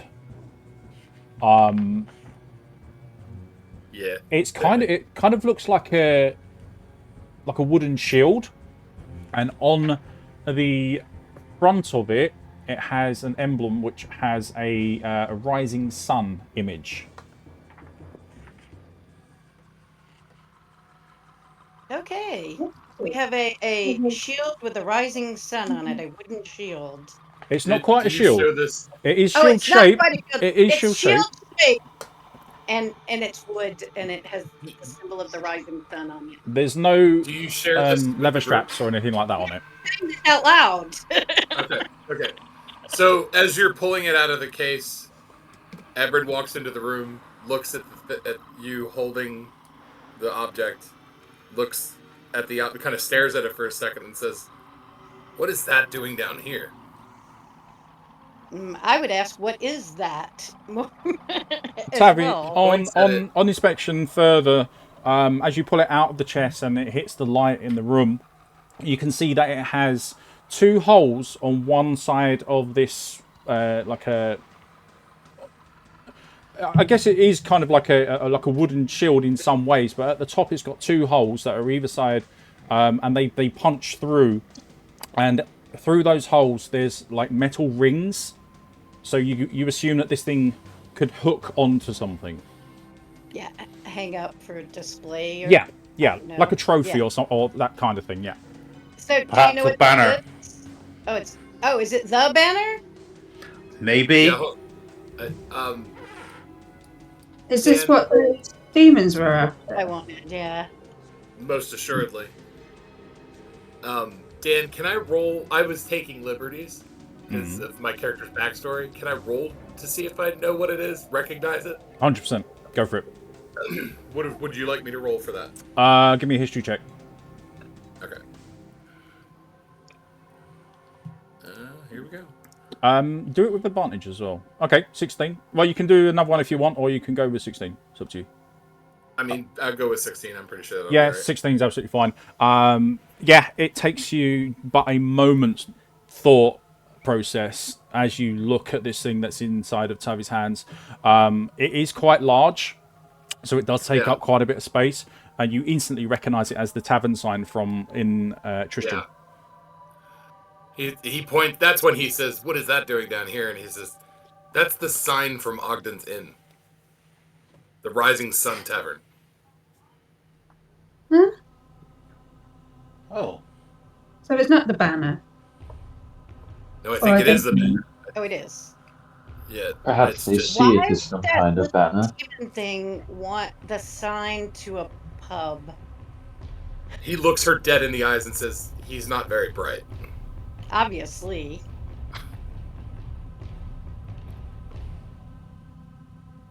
And he turns to Lyra and says, "Do you know of any reason why these creatures would be interested in such a creature, in such an object?" And then looks between her and Fulgrim.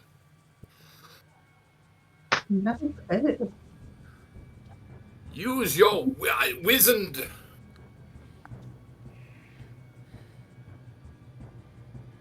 Well, I've never heard tale of these creatures even capable of speech, so anything is out of the ordinary right now. They Ah, were a different color than the ones normally hear of. as will probably be evidenced for the rest of this campaign, Ebrin puzzles it for a minute and says, "We should go ask Kane." That's a good point, actually. I've only spoke with him briefly, but he seems to be somebody full of knowledge. He is the wisest man I know. Well, are we capable of carrying this as we finish looking around this level of Yeah, it's quite large. It's about the size of a chest piece of armor. So you're looking at 6 pieces. Well, 3 inventory spaces. Right, so it's not impossible for us to carry. That's No. You can keep it in your packs. In fact, I'll volunteer to carry it. Sure. And then I will actually go ahead and turn to Lyra and present the ring that I found. Ooh. And ask her if she can puzzle out its nature. Okay, we're going to need to identify this at some point. I'll keep hold of this for now. I'll update you when I know what it is. Thank you. And I'll Pop it in just my- switch over my inventory.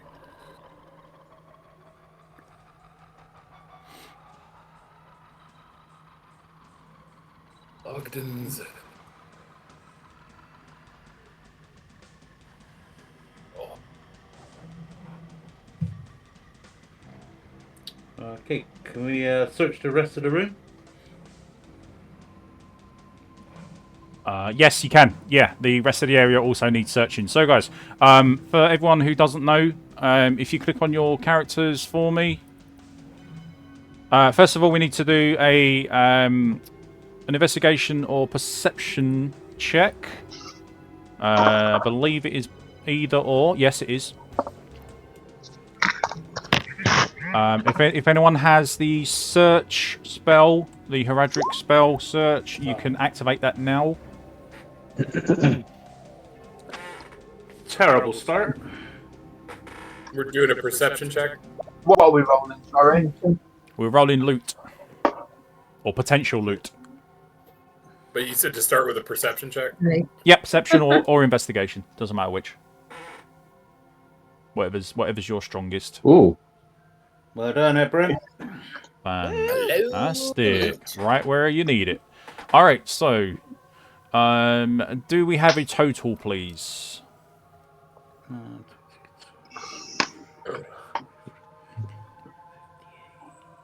64. Yeah. 64? Wow. That's going to give you the most rolls that you can get. So this is going to give you 6 loot table rolls. One each? Yeah, that sounds right. Yeah. So that's 1 each by the looks of it. So if you click on your characters, and then do the search area macro. Okay. Alright. Very nice. Love it. Yeah, you've all got this. Ooh, nice one, Jack. Holy shit! I just didn't see that. Wow. Yeah, Jack got the jackpot. That is more important than you can know. And I would assume Ebrin and possibly Levi at this moment know exactly what that is and why they're so important. Yeah. Above game. Yeah. So, let's see if anything's magical, shall we? Lyra, your small shield is nothing but a bog standard shield. Does Ebrin, anyone need a shield? your axe is also standard. So are my boots. Oh, sorry. Your boots are... I haven't done Ebrin. Ebrin, if you want to do your roll to see whether it's loot rarity, please. Item rarity? Yeah. Nope. Nothing magical found here. Apart from the potions. Yeah. So 3 standard items. It's up to you if you want to keep them or if you think they're trash. Don't bother. You can always check the lists before you go back to town. You don't have to wait and then find, oh, I'm going to get stiff for money. By all means, check the items that you've got, see if they're worth taking and selling. I can tell you that this will increase as the game goes on, so don't feel like you are going to be stuck selling absolute shite for very little all the time. It will get better. So if you want to take some, you can. There'll also be another reason why you will want these later on in the game. Does the word salvaging mean anything to anybody? Yeah. It does. There we go. So you will be salvaging items to create magic items. So, I want to walk over to Jack and first ask him if he needs a healing potion, but also, what is he carrying? Like, what kind of weapon is he using? Jack is sword and board, I think. It's a short sword. But it's just a standard short sword. It's not a moonblade or lunar blade. No, it's just a. It's just a standard short sword. He offers him the long axe, which I think is better. Would that be under the Tome of Knowledge? Is that what you're telling us to look at, Dan? On what? Sorry. To look up the stats for an item. Is that in the Tome of Knowledge? Or No. Is that just magic? No, in the lists. In the lists section, you can open up the armory and just see all the values of everything that gets sold. So if you take a long axe back, you can sell it for 3 gold. If you take a club, it's 1. Sword is 2. Shield is 3. Daggers is 2. Gotcha. Bows 4. So bows are the most sought after items for some reason. Don't know. But axes and bows sell decently. Everything else is pretty poor. Okay. I think armor is generally the best option, but it takes up the most space, so that kind of checks out. I was going to say, how much can you sell ringman armor for? 10. But you just don't hold on to that. But if you don't want to put it on, yeah, you can sell it. But if you do want to use it, it will give you 9 plus 9 to your AC with a dexterity modifier also of a maximum of 2. But it will reduce your dexterity rolls, but it will give you piercing damage and slashing damage reductions of -2. But you know, the annoying thing is that even though you're a warrior, you cannot wear it. Yes. Is it the strength to wear it? Yes. I'm in the same boat. Yep. Yeah, you are both literally light armored warriors. I think we made a very bad decision here. What strength do you need for it? You need 12. Oh, you need a 12. I'm not going to be able to get until the next level up. Oh no! It's fine. It's fine. And as you can imagine, you'll need higher strength for even better armor. Yep. So, I'm really regretting taking that. It's fine. It's fine. It's fine. You need to try and find rings or amulets that will give you more strength. I have a magical ring that needs identifying, and I've also got a small club that's magical as well that need identifying. There you go. So they might give you strength at some point. Never know. Depends on what they roll up as. Hopefully. That's the hope. Keep hold of them. I can identify them when we take a decent breather in town. Sweet. Which could be soon. Yeah. What do you guys want to do? You can continue on, or you can head back to town. It's up to you. I mean, have we? How are the spellcasters looking for spell slots and stuff? I did the- use my last one there. I am pretty out, yeah. But MP wise, I think you're all looking absolutely fine for Yeah. MP. Yeah. Well, don't have... I don't think I have any spells that use MP. Nope. Not yet. I haven't used my magic missile for today, but I have used my witch bolt. I'm also down to... I didn't get Jack's answer on that. Did you need a health potion, Jack? Yeah, please. Right. I hand Jack my last health potion. Yep, gotcha. And take that off my list. Before We're doing gonna it, head back to town. Hold off taking it. That's a good point, but I'm going to give it to him anyway. Okay. Is it a minor one? Yeah, it's a minor healing potion. Well, listen, just to put things into a bit of perspective here, you don't have to go back to town every time you want to rest. The long rests, yes, you do. The extended rests, yes, you do. But the short rests can be done inside the dungeon floors. You're only taking half an hour, so it's not too long. And in that half an hour, it allows Lyra to identify one item. Okay. So if you wanted to, you could say, right, we're going to kind of makeshift camp here. We're just going to chill out for a bit in this room. It's got an easily defensible position. Take half hour, adjust armor, fix whatever it is, because you can also fix as well. Ah, that's a good point. Speaking of which, I need you to all reduce your durability by 1 and... Okay, so 3 total on everybody's equipment that you are wearing. reduced by 3. Yes, please. This is basically your wear and tear. How do we do this? Sorry, this is something I haven't done. On your character sheet, if you look on the right-hand side, you'll see durability boxes where it says armor durability, boots, helm, gloves, etc., etc. Just reduce all of those numbers. So anything that says durability, reduce that all by 3. This is general wear and tear when you're in combat and also when you're adventuring.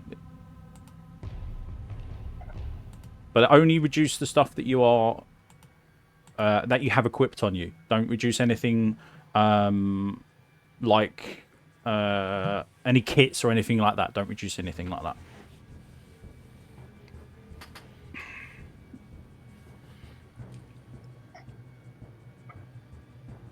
Thank you. Well, Levi's quite happy to take a short rest and carry on. But what does everybody else want to do? Tavi, this is where you would also, if you wanted to make a potion, you could. Okay. The kit comes with the basic ingredients that you would need to make that potion. It also comes with any equipment like little burners or something like that, and a little dish, little spoons that you can stir it, etc., etc. It's not hard to get water.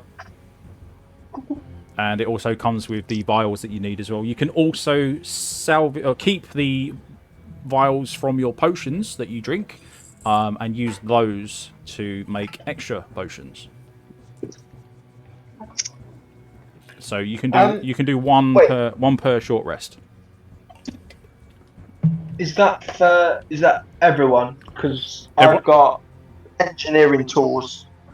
Yeah, so you can just... you can make one of your is it bombs? I think it is. I think it's a fire bomb, isn't it? Let me just have a look quick. So yours will have like things that you can make fuses and black powder and flints and stuff like that you can just make explosives with. Well, I've also got the thingy potions kit as well. Yeah, so you can only use one. You can only use one because you're going to take up that time to do it. So it's either a potion or the bomb.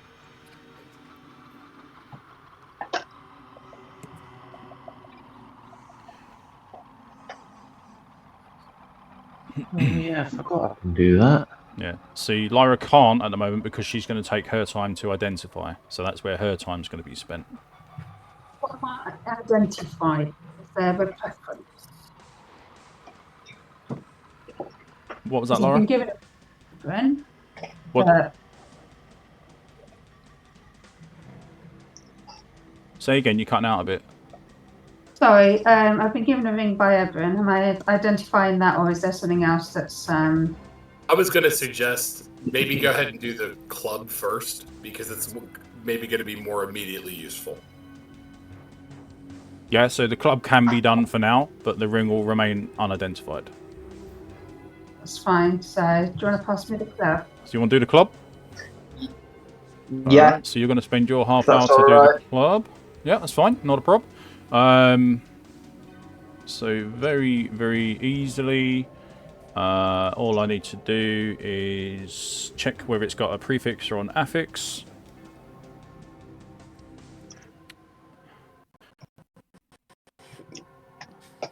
And I'm going to take the club into my hands and ask it to reveal to me its secret. Very good. I can remember these things.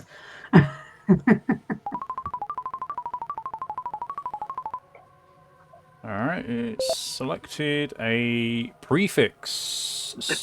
So, it's going to be lists. It's a club, so I need weapons, affixes, armor, boots, weapons. It's a prefix. I don't need plentiful. Alright, here we go. Good luck.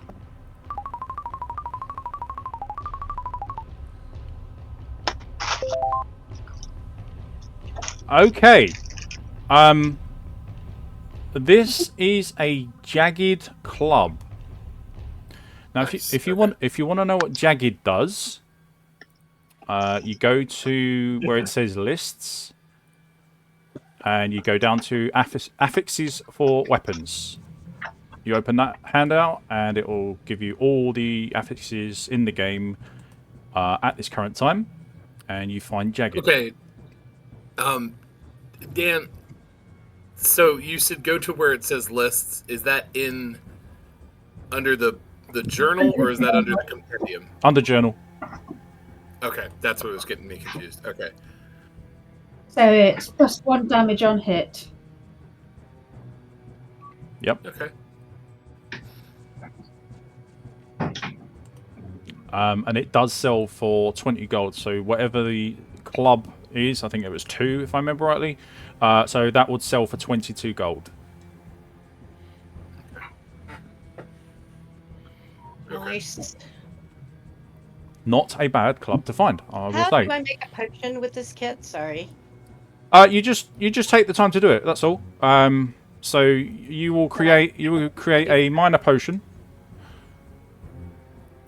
So it'd either be a mana or a healing. Healing. Yep, healing. That's fine. So yeah, the pick is yours. And then all you need to do is where it says potion maker's kit, you just reduce that down by 1.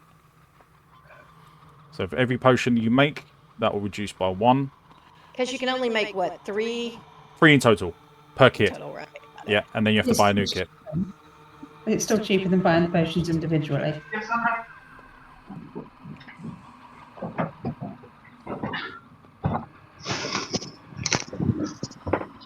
Nice. Yep, there you go. Right. How many hit dice can we use on a short rest? As many as you've got left. Oh, right, okay. I'm going to do a couple. And mana dice as well, if you need it. No. Oh. Sorry, are we doing a short rest? Yeah. Okay. Are we rolling? Oh, how much we get back? Yeah, hit dice. Yep. It's a... What is it for me? Dice 6?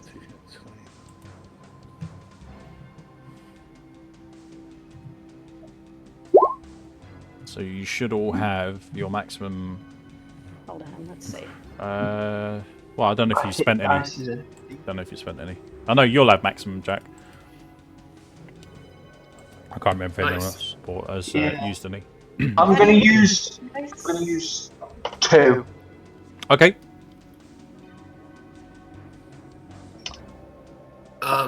So again, What is that? 2d. Yeah. Okay. Don't forget, you do. Well, no, you flat roll anyway. But in future, you if you do get a con modifier, you'll have to consider that as well with what you roll, and that'll obviously give you more HP base value as well. Ebrin, did you want to say something? yeah, this is a part of 5th edition that I'm not familiar with. So what do I roll to see how much hit points I regain? Just whatever my hit dice are. Yeah, the same way as you done your hit dice when you first made your character. You do exactly the same way. It's D10, and I got 5. Okay.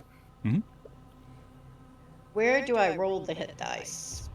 I see hit dice over here, 4. Yep. That's how many hit points you get back. Oh, okay. Got it. And then on your character sheet, if you where you collect hit dice, it should reduce them down for you. If not, you'll have to do it manually. So just reduce it down. What are you, 4? You should be 4 because you were maxed out. So if you drop that down by 2, then you're good. Yeah. Fantastic. Because my max is Do we get anything back from a short rest? Sorry. Can you what? Do we gain anything back from a short rest? No. This is your time to give from your character. On the long rest is when you gain stuff back. Do they not get the fighters get second wind and stuff? Yes, they do. Good point, Levi. Yes, you do get your action surge. Is it? Surge. Sweet. Yeah, I didn't use second wind. You said it was a jagged small club. Yeah, jagged small club. Yep. Action surge. You must finish a short or long rest before you can use it again. Here you go. Yeah. Yep. So Ebrin gets his back as well. I think you also get, which I don't think you've used at this point, but I believe you also get your second wind back. I will double check, but I believe you get second wind back on a short rest. Yep, short or long rest. Yes, you do. So yeah, I think that's the fighter's staying power. Is you short rest everything and you just get everything you need back. Although you only get to use 1 anyway. So. Yeah, for the moment until. What is it? But being able to heal yourself for absolutely no action and for free in combat is great. Exactly. Yeah. Exactly. Oh yeah, 17th level. Yeah, that's not. Yeah, that's fine. That's fine. Okay.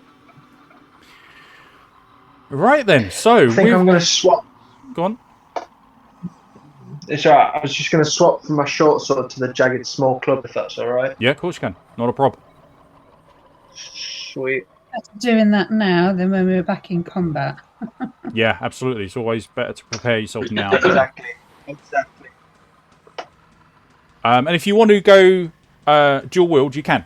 You can have a sword and a club. Don't have to have a shield. If you wanted to go a little bit more offensive. Yeah. You know, I was thinking about doing that. Completely up to You you. have, one. you have ring mail, don't you? You have good armor.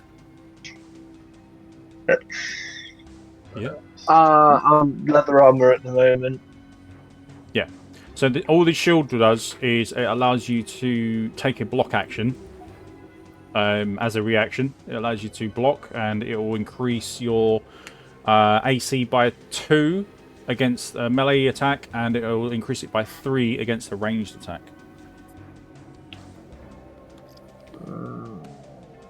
Yeah, I'll go dual wield.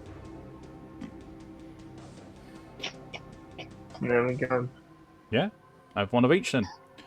So what you will need to do is place the attack into your attack section on your character sheet, and the durability over to the right hand side, as it is now going to be an equipped item.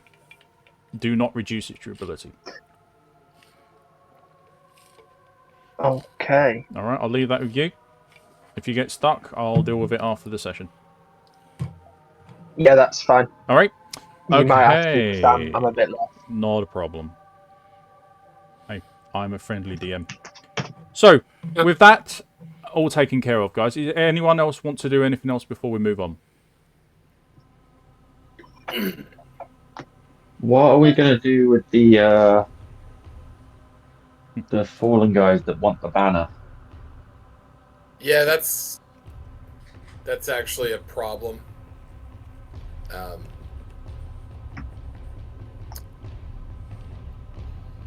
We've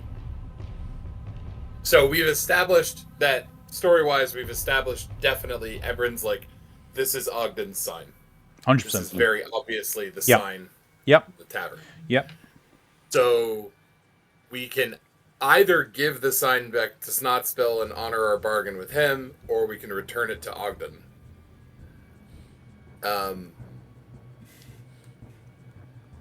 I am unsure. Could we possibly forge another somehow? Ooh, it'll take a while. Yeah. But yes, you could. We could also Return it and then kill the little buggers. What's that? What did We you say? could return it and then kill them. I mean, yeah, we could do that. That's kind of, yeah. We don't know what else is further round either, so... Beg your pardon? We don't know what else is on this floor either. We don't. And what I would suggest is if we're going to do that, we do that last.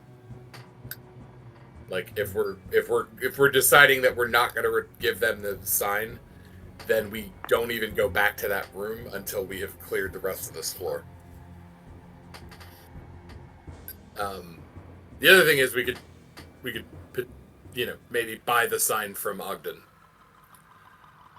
like pay him for it, but that's more of an Ebron thing.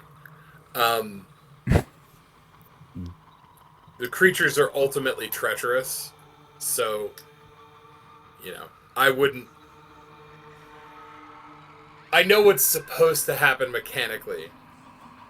I would not put it past Daniel to have that blow up in our face. So, yeah. I usually wind up. I would probably opt to return the sign to Ogden, but at the same time, it's probably not that big a deal since the town is mostly abandoned and everybody knows where the tavern is. I don't know. At this point, I'm willing to hear what everybody's got to say about it.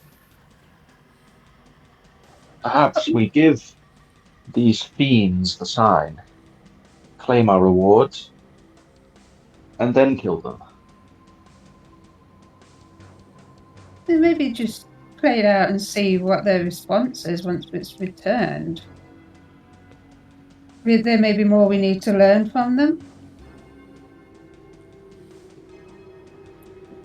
It's not always clear-cut. I beg your pardon? It's not always clear-cut. The tomes I've been reading suggest that there's maybe things at play that we don't necessarily understand fully yet. Clearly. Or rather, definitely. Yeah. I think we should just hold on to it for now. But if we are not going to return the sign to Snotspill, he is absolutely threatened to attack us. And he seems to have quite a few of those fallen with him. Have you guys fought any of those yet? Various different colours, creeds. Were they difficult to kill? Manifestations, whatever you want to call them. But yeah, they seem to have a different collection of skills depending on their tone of features, I suppose. Okay. We've had icy-based ones and fiery-based ones, and this is the first ones we've had that actually speak. So, yeah, it's a little bit strange. But then, what's normal? Touche. Were they difficult to kill? That varied. Okay. Not particularly, I don't think.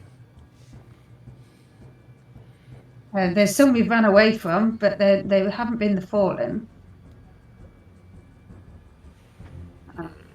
But there have been some that have been tougher than others. So, again, it's abilities and levels, and yeah. And we were only few then. There are more of us now. They have never annihilated us, though we have come across creatures to that level.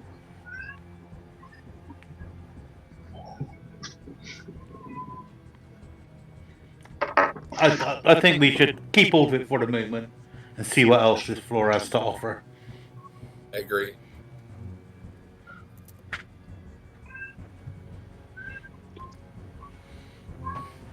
Maybe that this isn't the banner that we're looking for, but it seems that it's likely to be.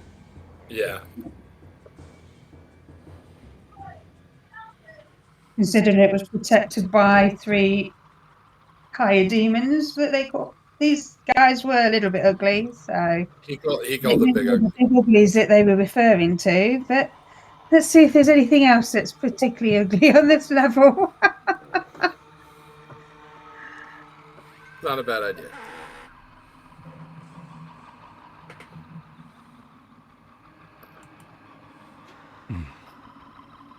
Did anyone actually check the body out here? Yeah, it's been checked. I did. That's where I found the ring.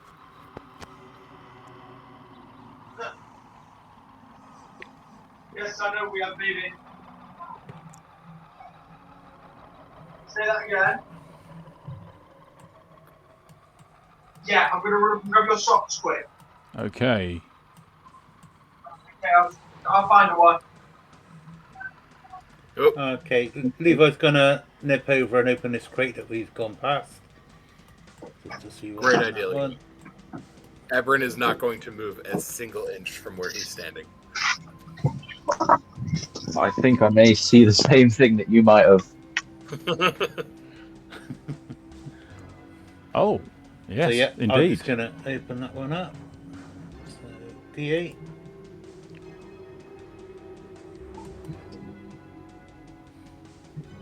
Number 4.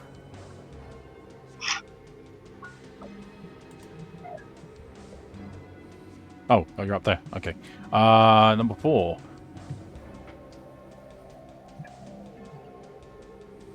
All right. Are you going to try to break this open, or are you just going to try to lever the lid off? Just leave the lid off with my dagger. Yep, no problem. You are able to get your dagger underneath and pry it open. It is very, very easy for you to do. And inside, as you peer, you can see a piece of rolled up parchment. You found a scroll. Ooh. Okie dokie. Let's see what you get. Another one of these. Okay. Uh, Interesting to see if anyone's actually going to use those. yeah. I'll wander over to Lyra. Get creative with that one, I think. Yeah. You could. Say, Lyra, I've got one of these. Do you want one? I've got the tome. I can send anything flying across the room. Ah. So, I'm sure I may find some use. Then take it. It's yours.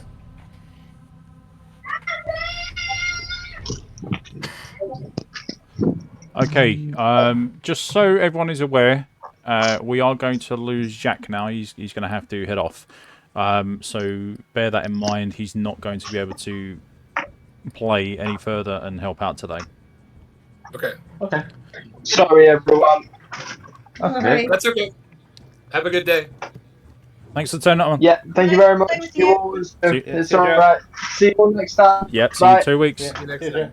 Jack. Bye.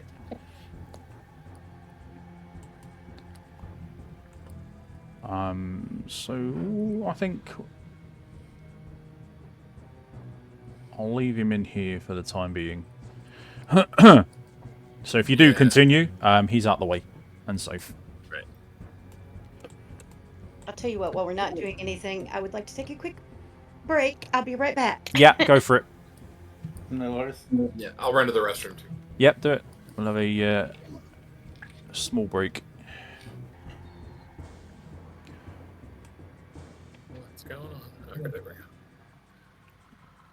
Okay, so with the small bit of scouting that is going ahead at the moment with Levi and Ebrin, it seems that they've stopped in their tracks a little bit further down the pathway.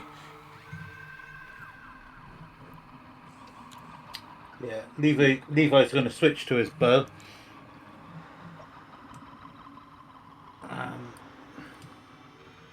See a big scorch mark at the end of the passageway. He's going to tentatively move a little bit forward. Ebrin's gonna join him. Yeah. Okay, I can and see just them as you reach within that range, you instantly hear the snapping of bones as they start to form in front of you, even more than what you saw previously. The heads now turn towards you, and they start to move, grabbing what looks to be heated blades off of the floor. You have shambling skeletons heading towards you. I need initiatives from everybody, please. Oh, that's better. Ooh. Not so great, but that's okay. Sometimes going earlier isn't all it's cracked up to be. Let's be honest. Sometimes you just need to hang back and assess the And situation. not get the shit beat out of you. Well, you do have the option to wait your turn. You don't have to go on your initiative. You can hold your turn if you No, wish. it was just me being silly. But it's completely up to you. But since I rolled crap compared to everybody else, I'm way back there. I'm okay with that. There we go then. Alright, let's expand that out a bit.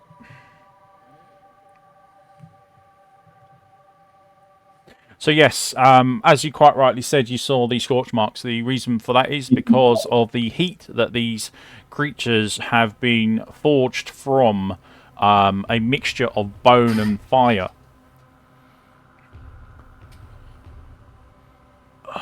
Do we have everybody's... we'll remove Jack from that in a moment.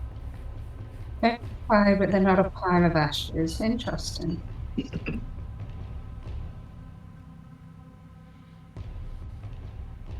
Wow, Walgrim putting his alert feat to use right there. Yeah.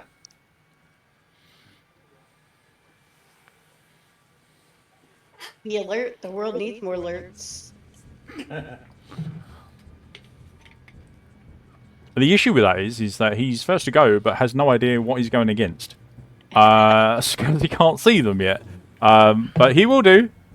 So, Fulgrim, you can see that Levi has drawn his bow and has taken a stance that looks like he's ready to fire and aim down the passageway. Ebrin, I believe, also had some sort of reaction to what was going on further ahead. Take it away. We move to you. Okay. So, yeah, I will move up ever so slightly. To the point I can see what is going on. It could be a full movement for you, I'm afraid. It's a bit of a... I can see them here, Yep. just on the end. Alright, if you can see them. Uh, Yes, you can. I think I'll use my Inferno tome.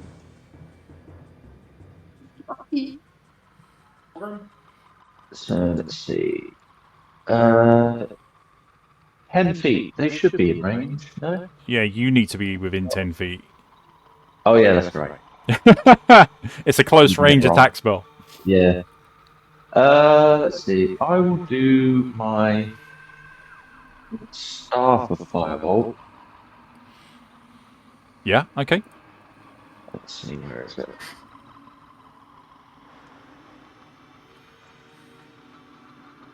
Oh, it's getting slow. There we go.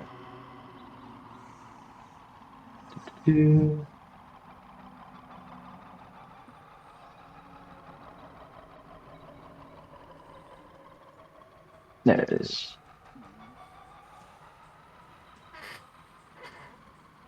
This is on the top one. Mm-hmm.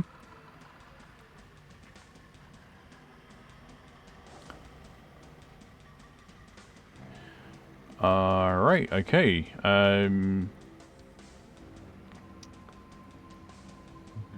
Okay.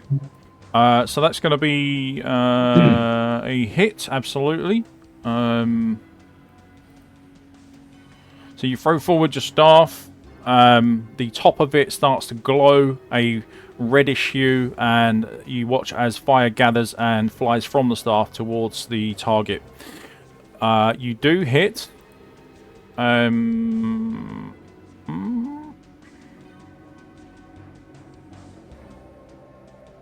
Let's see, what's the percentage for burn again? 10? Yeah. So you need a D100, and you need under 10%. No. No. So the burn does not happen, but the initial damage...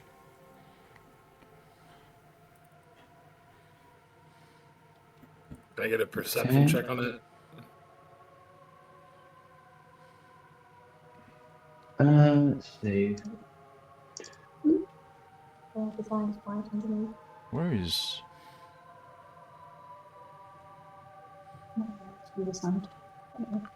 yeah, so they are going to shrug off some of that damage, but not all of it. Okay. So you do 4.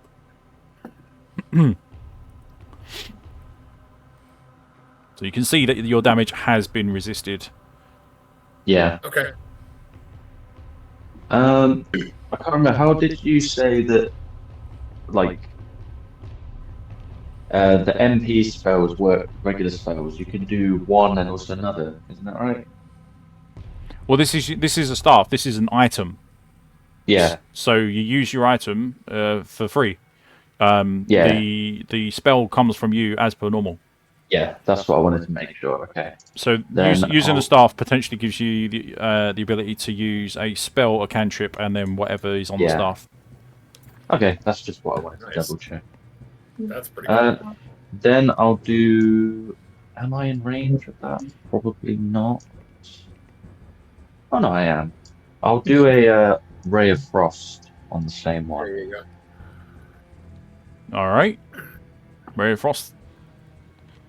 There it is.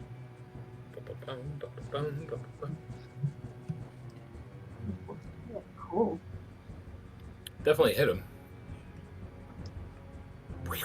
Yeah, Frost would be better on these than fire. Not a lot of damage though, unfortunately. Alright. Maybe if you slow them down, it's got some movable distance. Alright, Well. so for this one, the opposite effect happens. You notice that it has no resistance to this. In fact, it actually seems weaker to the blast. Oh, okay. So minus...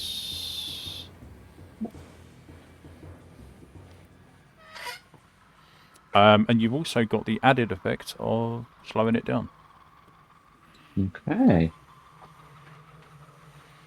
That will be my go then. Okay. Right. Mm,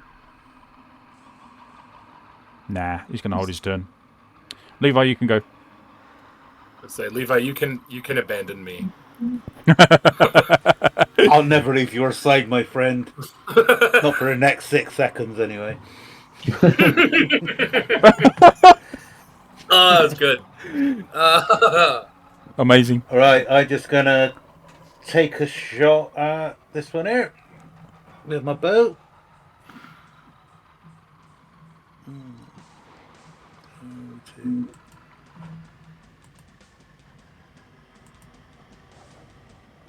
Yep. Which one are you going for? The one that's being attacked? Or the other one? Yeah, the one. Yeah. This one here. Gotcha. Okay.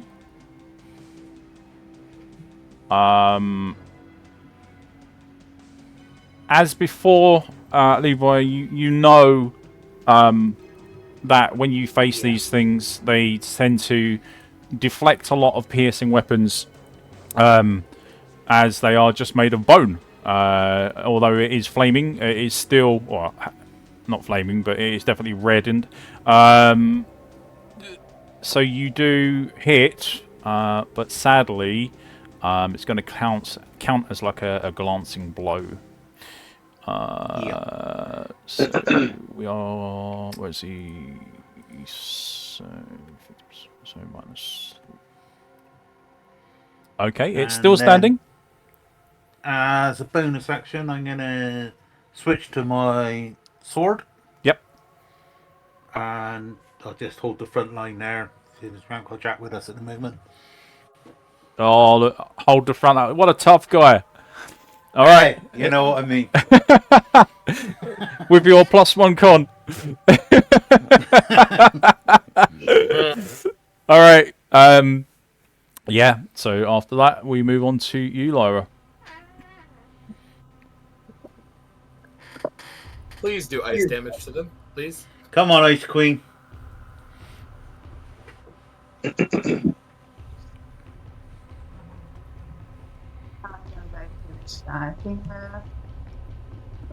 And I am going with my Red Frost. Ray of What do you- Frost. Nice one. Ray of Frost. Which one's this one? I'm not sure which ones were hit first because I couldn't see them, but this one's the one on the lower half of the screen. Okay. So the Ray of Frost beams out from you and hits directly. Wow, 8 damage. Incredible. As you also know, Lyra, as you've dealt with these things in the past a few times, they do not like cold. Mm-hmm. They don't. So they are going to be slowed as well. I don't know. Well done. Thanks.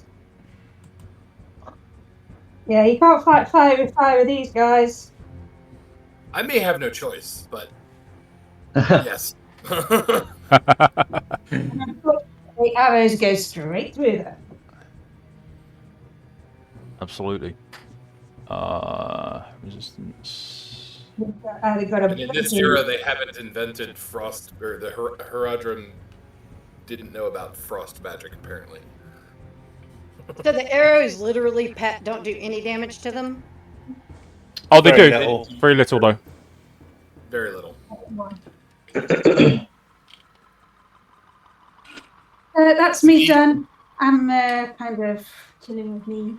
Kind of, I know, shaking my hand, thinking, yeah, I've done some damage. I'm happy with that. Anyone to chill with me?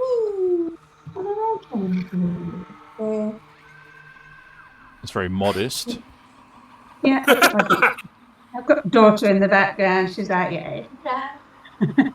Fair enough. Okay, so whilst Lyra celebrates, we're going to move on to the skeleton's turns. So we've got that one and that one to move first. I'm sorry, 1, that's 2, turn. 3, 4.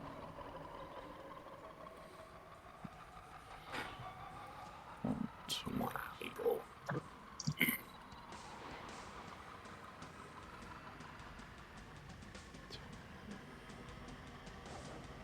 Move that one to there, and 1, 2, 3. Oh no, he's slowed. Tavi, you're also probably not going to do much damage with a slashing weapon, so you might as well shoot them. Okay. Not go into melee. Unless you've got Do what you will. Ray of Frost. Oh yeah, unless you have magic. I didn't think about that.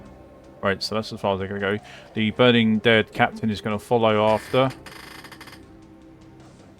4, 5, 6. He's going to halt there and go into a defensive stance, which means you are going to attack. That thing that you're just going. moved. Yep, that's him. That's the captain, and he is commanding his troops, if you like.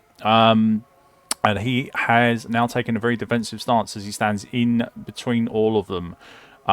Basically, that means he's dodging, and it puts you all at disadvantage. Your turn, Tavi.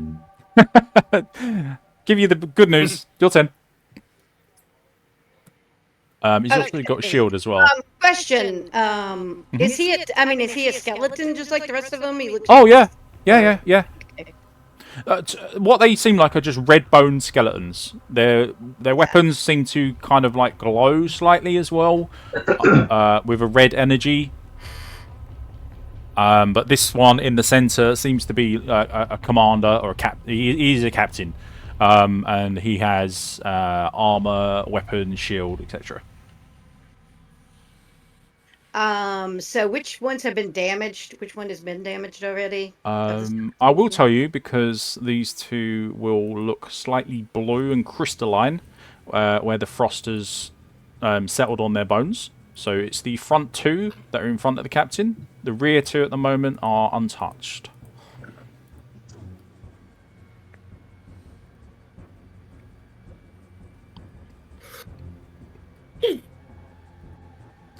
What do I need? What do I want to do? I'm just gonna shoot at one of the damaged ones because I know it won't do a lot of damage, but c'est la vie. Yep, that's fine. One sec here. You might get lucky and drop them anyway. They're not exactly the most fortified enemies to fight. But when it comes to hit points.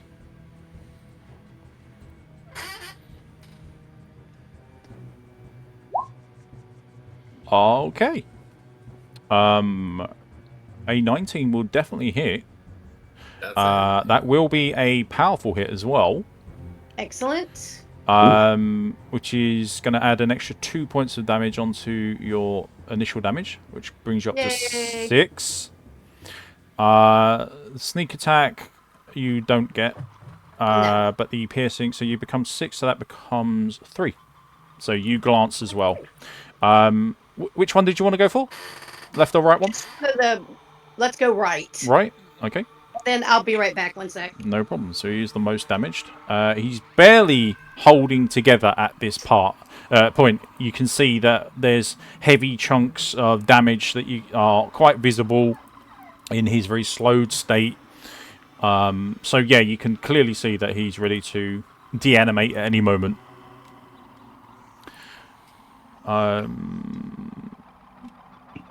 I think we're with you, Ebrin, now. I don't. Okay. I have a handful of quick questions regarding my spells. Yep. We had to remove a bunch of them because I didn't realize that some of the spells I put on there were not in core. They were in a wiki. I thought they were core spells. What level are we real quick? Are we 4 or 3? 4th. We're 4th level. Yeah. Okay. So in that case, I have access to 2 cantrips, 4 spells known, and 3 first level spell slots. Yes. I have on my known spells Magic Missile, Witch Bolt. I'm going to take, to be pragmatic, I'm going to take Shield and Mage Armor.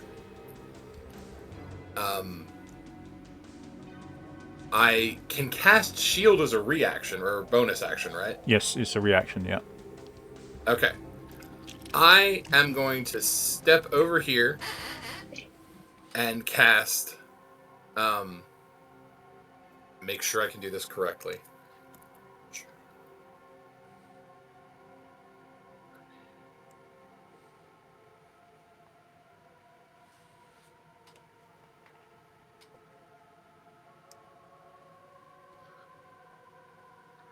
Yes, touch a willing creature. I'm going to touch Levi and cast Mage Armor on him. Right, okay. Gives him... Oh, there's something very different in this. Are you sure you want to do that? Yeah, no, I don't. I'll say his natural armor is probably better than mage armor. It is. It is. Also, does your natural armor not stack? No. Oh. No. God damn. Well, never mind. Thank you. I am going to, in that case, cast... I'm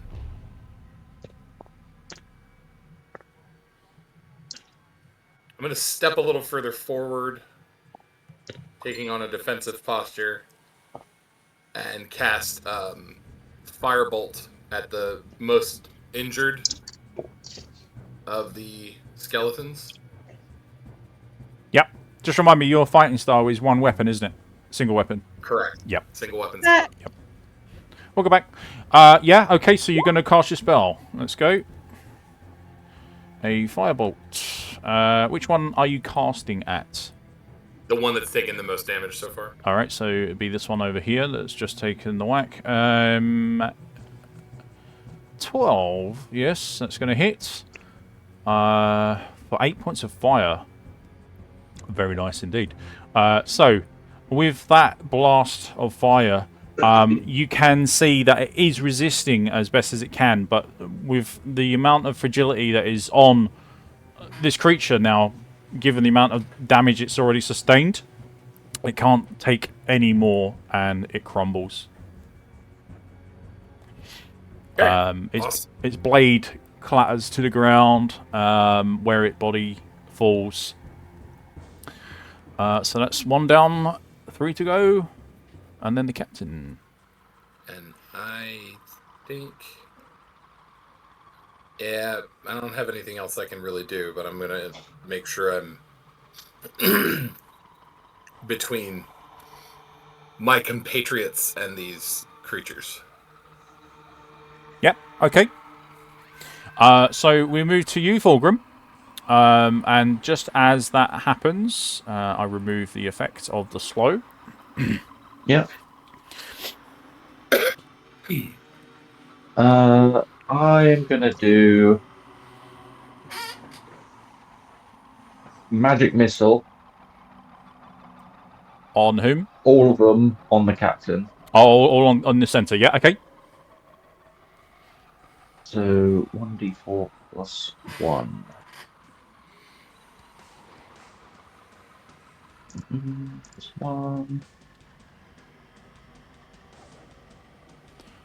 So 9. Yeah, so 3, 6, 9, yep. Yeah, you watch as each of your bolts... Yeah, I assume that your magic energy that comes for you is quite dark and sinister looking, so I just imagine 3 of these bolts, black as the night, strike into the chest of this burning dead captain, unable to do anything about it. He takes the hits. You will need to do... 1 second. No, you're all good. You're all good. That's fine. Yep. Yeah, so unable to do anything about that. He takes the damage. Good call. Okay. Good call. Roughly, about, I'd say just under a half way to being deanimated at this point. You can see that you actually blew chunks out of his ribcage.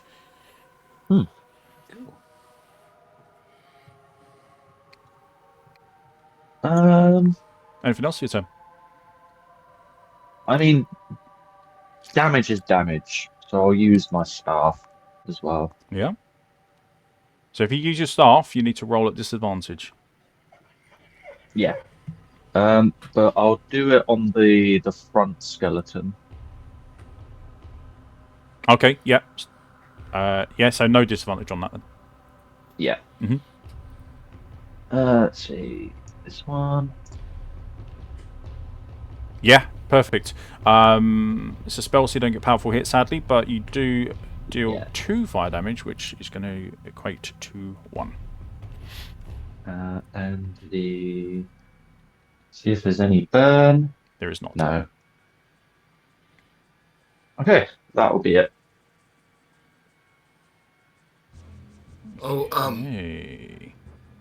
I just remembered the thing that I did want to do. It's a simple thing. I wouldn't have had a weapon readied, but I would have readied my club rather than my short sword. Yeah, no problem. We can say that you did that on the short rest as a prep. It's not a problem. Okay, Burning Dead Captain. He's going to move forwards this time, and he's going to take a swing at you, Ebron. Come on at me, Captain.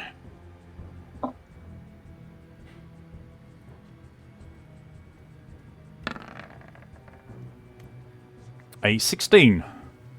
Yeah, 20. Can I use shield? Yeah, you can if you got. Yeah, you got the shield, haven't you? You got the spell. Yeah, I got the spell shield. Mm-hmm. I'm gonna use shield to pop my AC up to 15. Oh well, it's not gonna. Oh, that's not worth it. Yeah, it's not worth it. Don't worry about it. Yep. Man, roll that back. A lot of great ideas that won't work. Roll that back. Right, so you're going to take 3 slashing and 1 fire. It's a minimum roll for the. You'll notice that the damage that they deal is like 1d3 because their weapons are basically broken. They're on the verge of breaking. So they would hurt a lot more if you encountered ones with better weaponry, basically. And it's obvious that the flame that's coming from the weapons is not likely that the weapon itself is magical, but that the creatures are. Correct. Yeah. So D100. No, you are not burning. Oh, good. That's fine. So we are going to. That's gonna be his turn, and he can't really do anything else. I don't think. You can dash. Don't need to do that. Block. He'll use that reaction. No, that's it. Okay, that's fine. Moving on from him, Levi, you're up. Okay.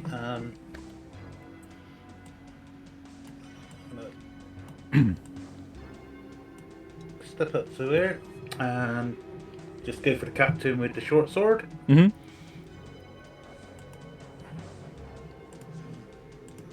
So you are planking. 23 to hit. Good gravy. Incredible. Incredible. What do we got? Short sword. Yeah, that's fine. Doesn't have anything against that. Nope. Okay. So 9, 13, 13. Oh shit! Wait, you just done 13? Yeah, you did. 30 points of damage. Yeah. Yeah. Yeah, with no answer to it, you strike him in the side of the neck and cleave his head off.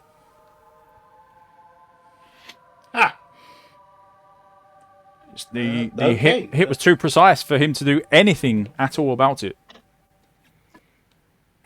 Nice. Okay. Well played. Then Turns to you and says, again, thank you. Was that the captain? I Yeah. Yes. Yep. I told you I wouldn't leave your side. And now I'm going to leave your side. So I just pop back. I like this. Pop back to the back there. Brill. All right, Lyra, you're up. You got Oh, that's making a hit on him. Uh, Okay, so next in the lineup is this guy here for me. Yep. Oh, come on, dice. Let's get another Red Frost going out there, seeing as these guys react so well to them. And I've got a really bad dice roll there. Okay. Seven's not going to hit. Wrong. 7 does hit. 7 points of Oh. cold damage is more than enough than what you needed. It was already heavily damaged. Next one dies. Woohoo! And another one bites the dust. Another one falls. Yeah, you are absolutely rocking this at the moment. So, we're still with you at the moment, Lyra. Do you want to do anything else to follow up? No, I'm going to stand and celebrate. So Very well. All right. So 1, 2, 3, 4, 5, 6. That will place him within range. Listen. Oh no, that didn't work.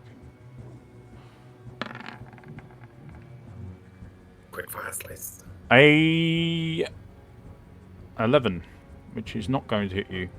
I was gonna say that just barely misses me. Ah, it's a glancing blow. So the burn instantly fails, but the damage gets halved. Unless you want to use your shield. Yeah. You're Why gonna not on you're this gonna one? use your shield spell? Okay. So Well, no, if it's already a glancing blow, I'll just take the glancing blow and I'll save the shield for another attack. yeah, okay, so we're gonna half the damage. So you're gonna take 2 points of slashing and 1 point of fire. Okay. 1, 2, 3. As he just about nicks you as you try to move out the way. You move just slightly into his path that the blade is travelling. And he nicks you on the side. Alright, next one. 2, 3, 4, 5, 6. Oh. Coming after Levi. Oh no, leave him alone! The impropriety! No. A 12. The cheek of it. I don't think the 12 is going to hit you because you've got quite high No, dex. it's not. No. Okay. So you parry the blade away from the skeleton. And we move on to you, Tavi. Okay, so the big guy's dead, yes? Correct. Yep. Rock on. I reckon I will maybe step back just a smidge and shoot at the skeleton it's to my left, so. You left? Yeah, over by Levi. Yeah, that's fine.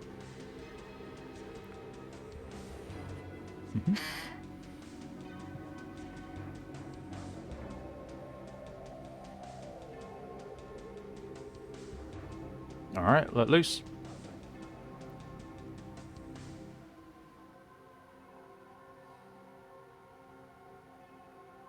Nice roll. Yeah. Piercing 8. Becomes... And you're going after the one that's on me or the one that's on Levi? the one that's on Levi, as far as I understand. Well, I can't. Okay, Levi, who's This the one? one in, no, not that one, the other one. Oh, the opposite one. Okay, so the one that's going and engaged with Ebrin. Okay. That's fine. It's a 20 to hit, isn't it? So that's going to be powerful. So it's 10 piercing and then 5 piercing. So wow. Okay. But it is piercing damage at the end of the day, so we are going to take away 5 from that one. And you do 2 from the extra. Okay. Yeah, it's still standing. but that was a big hit, even with an arrow. You just watch as your arrowhead is just bouncing around like a ping pong ball or something. It's just literally going like was it like a pinball machine where it just bounces all around, and then it just falls to the ground after hitting him like 2 or 3 times. Nice little ricochet shots going off in his ribcage. Yeah. All right, Ebrin, back with you. All right. Real quick. What are you going to bring? 1 second. I just thought of something. Each turn. Ah, yes. Okay. I am going to use my action to cast Magic Missile. I'm going to send 2 bolts of Magic Missile at the... Oh no, it's got to be in my line of sight. Never mind. I'm just gonna hit this guy with a club. What?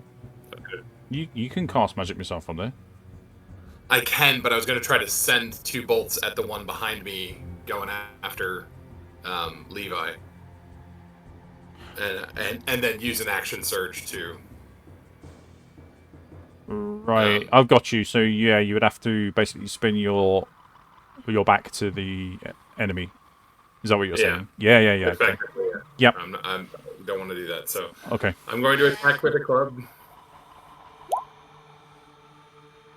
There we go. Yeah. Yeah, that will do it. That will do it. Yeah, you got him good. You can hear the crunch as your club connects with its bones.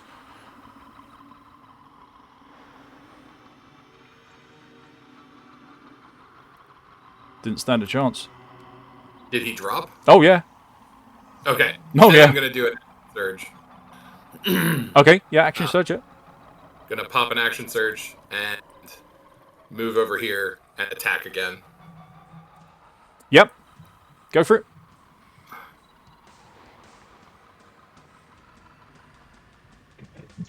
Okay. That is going to be a glancing blow, I'm afraid. But beggars can't be choosy. You get to roll again because you should have advantage. Okay, I will take advantage.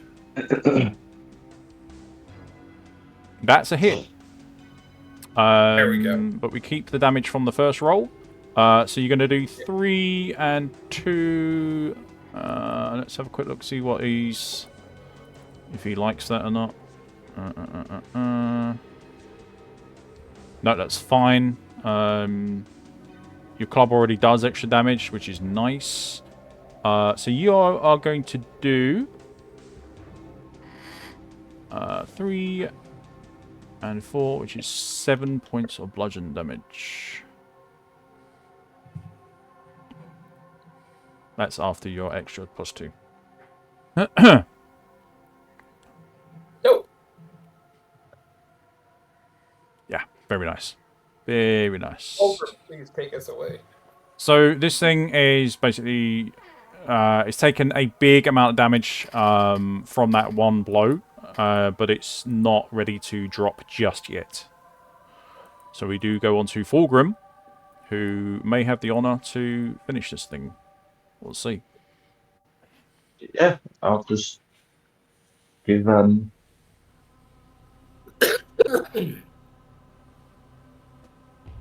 are you going to go for?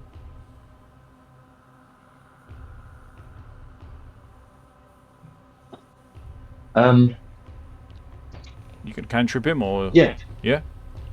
I'll do just Ray of Frost. All right. So Ray of Frost, roll to hit.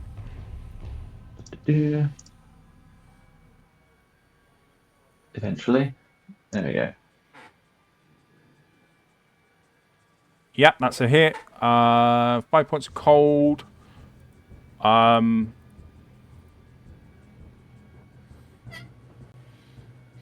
You know what? Give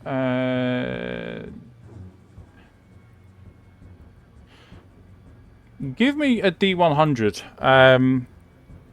You can pick high or low, so either 50 or above or 50 or lower. If you get what you pick, then I'll give you an extra point of damage. Okay. Let's go above. You've done it. That one extra point was enough to completely freeze this creature where it stands. You watch as its bones begin to shatter. And he crumbles to the ground. Yay! Levi gives Fulgrim the thumbs up. Victory fanfare. Yeah. Bap, bap, bap, bap, bap. I told you I'd stay right by your side, but I'm leaving now. Brilliant. That was my favorite, statement of the whole thing there. I got your back, way back. Back here. Okay. Let's get this loot going. And then we will wrap up the session, I feel. Awesome. Yep. Alright. So loot, guys. Same way as you do normally. Although you do have one less rolling, but it's just how it is. And we're doing search area or search body object? Nothing at the moment. We're doing perception or investigation. Ah, okay. And then it'll be search area. What's the scene? Get on number first.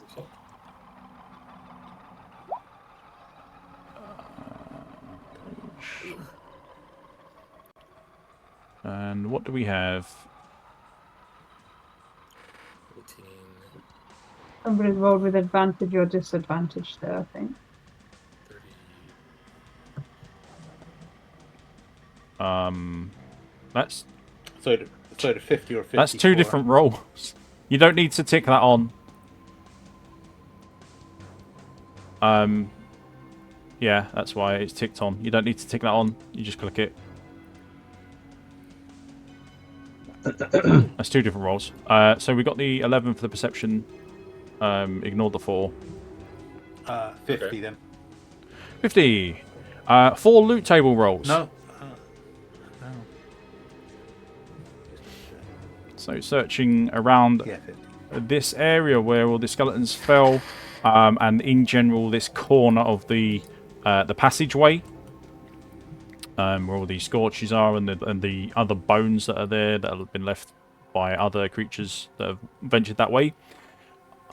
All right, go for it. What's your loots? So one each. Yeah. I forgot. What are we rolling now? Oh, the What was your total? 50. 50. 50. Yeah. Yeah, dead on 50, 4 loot. Right. So one of you's going to miss out, sadly. I'm I'll happy to miss. see. I always gonna No. I said it first. All right. So what do we roll for the loot? Yeah, it's a good idea for you to get used to it. So hold on, click on your character, and on the macro bar at the top, you want to click on search area. So the second one along. Oh, very useful. Woohoo! All of that is very good. Yeah. There we go. Yes, it is. Oh, yeah. No way. Second My one of those. God. And what the hell is the Holy Bolt tomb? 2 in Father, one. Son, and Holy Bolt. The Holy Bolt's tome is, well, Amazing. Holy Bolt would have been really great, 5-10 minutes ago. It would have. Oh, well, it means I get to keep that as a spell. So Yes, you do. You're expanding your heraldric knowledge, both in history and spell power. well, I'm aiming to be a scholar. So yeah, Oh, you're on the right track. I aim to line up well with the Deckard Cane. So yes. Okay. He is So with all this done, Levi, yeah, it's a standard ring mail, so it's up to you if you want to keep it or not. It will sell. The stamina potion, very useful. Hold on to that. The rejuvenation potion, I don't need to really explain that one. Holy Bolt can be very useful in the early stages of the game. So, very good indeed. Right. And at the end of the game, technically. Well, it depends if you can Well, get it leveled. if you can get it leveled up, it can be very useful all throughout the game, to be fair. It's a very useful, especially in D1. Okay. So with that done, then the last thing that I'm going to take care of is the other loot that is dropped by the creatures when they perish. The loot that they have...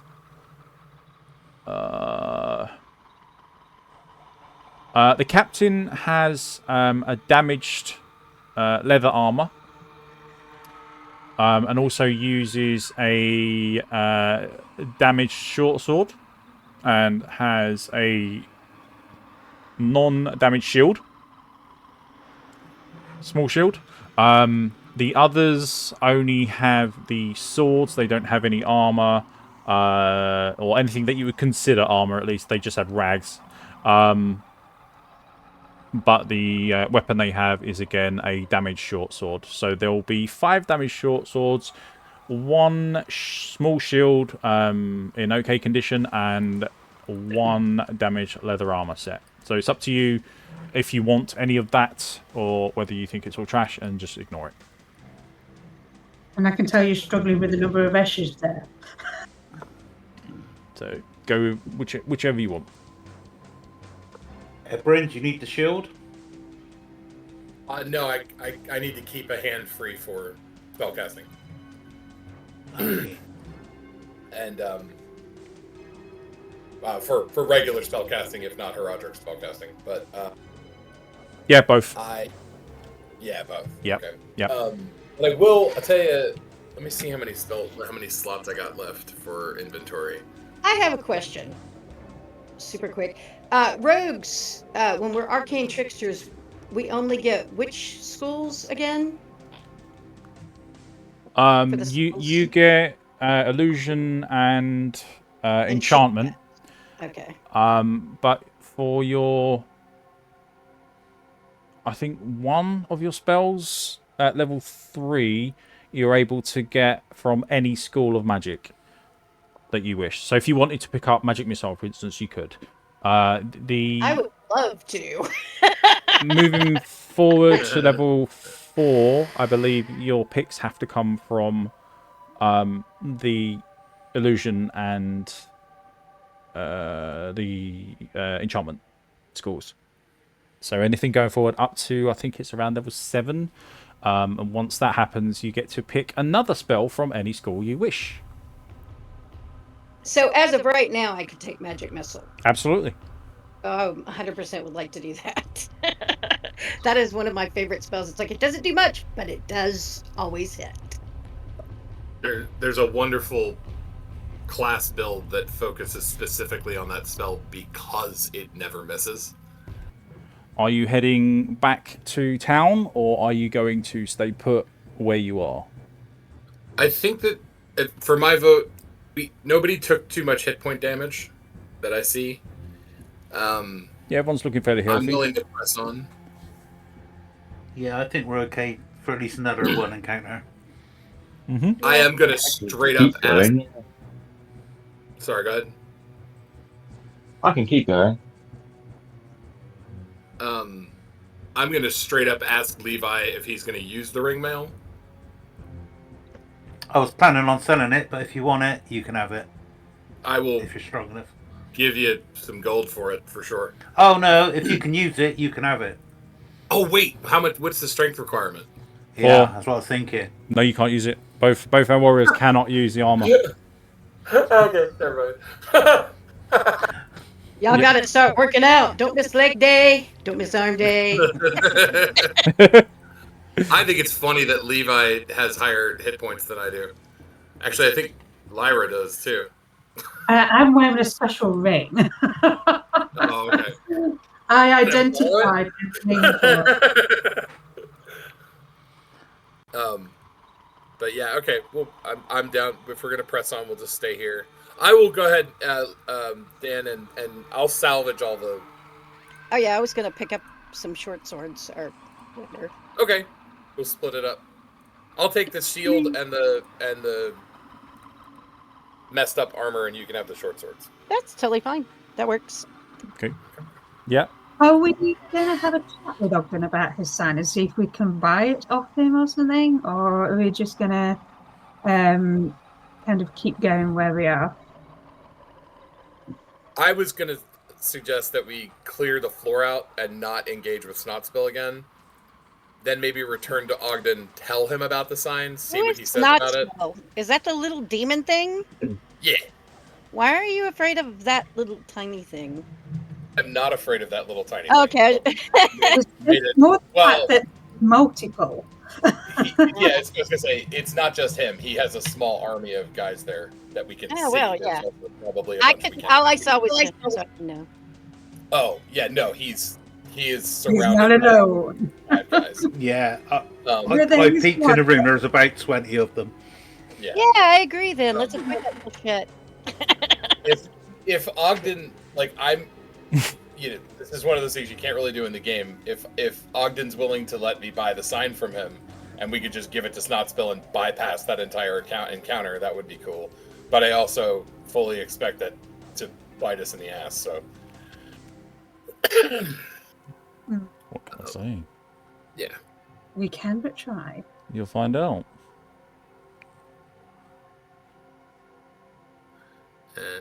And where on the character sheet, I can't, I know I saw it, but where is this? Oh, here it is, inventory space, 34.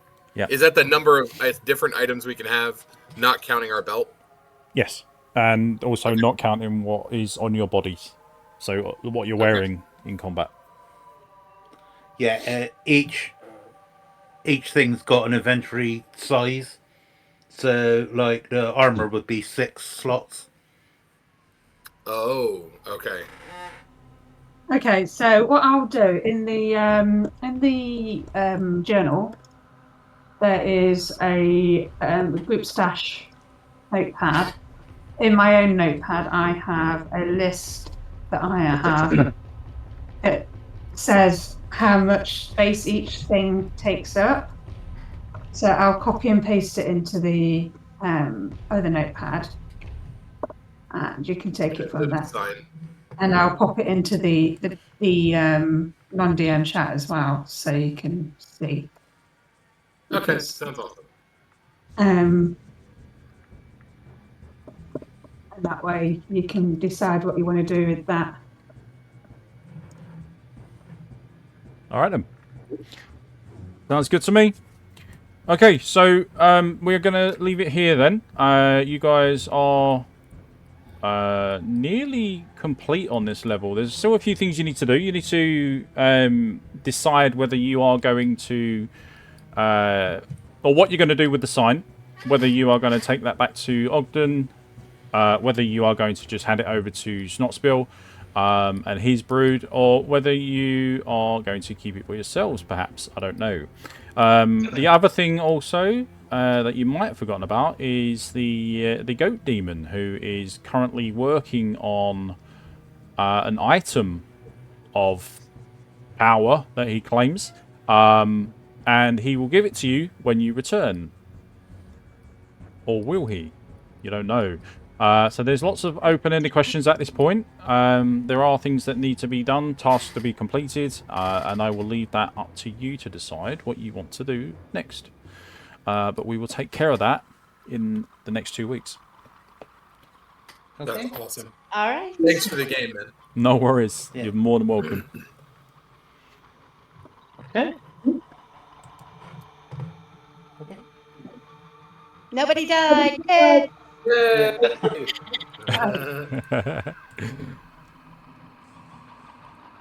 Right. See you all soon. Yep, see you in a couple of Ciao. weeks. Chat to you soon. Take it Bye. easy. Bye.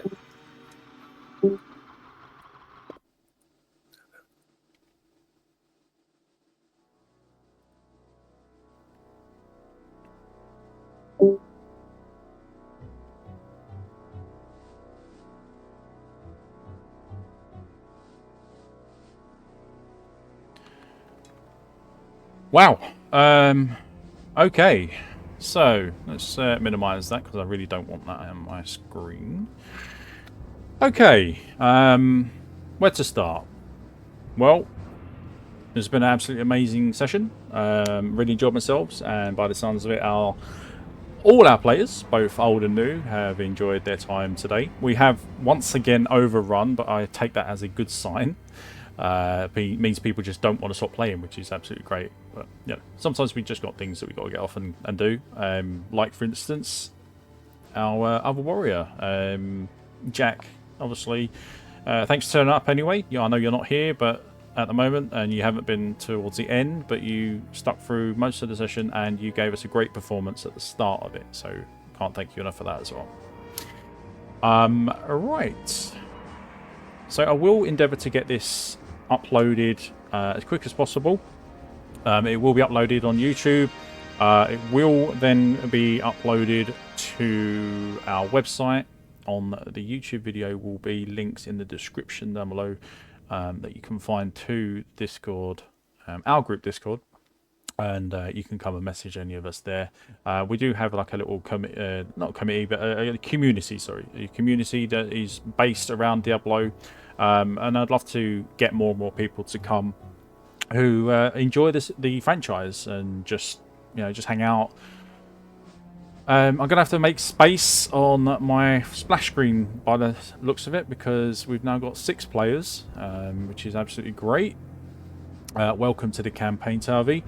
Clearly you have enjoyed it as well, which is wonderful, and I hope to see you again back in the next couple of weeks, along with everybody else. Yeah, links to our website, to Facebook page, to Discord would all be in the description. But by all means, if you want to drop a comment on the video, please do. That's what it's there for. Love to hear your thoughts on the campaign as a whole, whether you are enjoying it, whether you are liking a certain player or character. Just go with whatever, really, and we'll spark up a conversation and we'll get chatting in the comments. Other than that, there's not really much else that we have to worry about as we move into April from tomorrow, I believe. Oh no, actually it won't be. Yeah, as we move into April soon, and hopefully, fingers crossed, everybody will be back playing with us again in 2 weeks' time. So with that done and out of the way, I'll move on to my final thoughts of the campaign today. The session was great. Thank you to everybody who turned up, and to everyone who is sticking with us and watching our campaigns unfold. We appreciate you. So, until we meet again, my friends, my dear travellers, goodbye for now.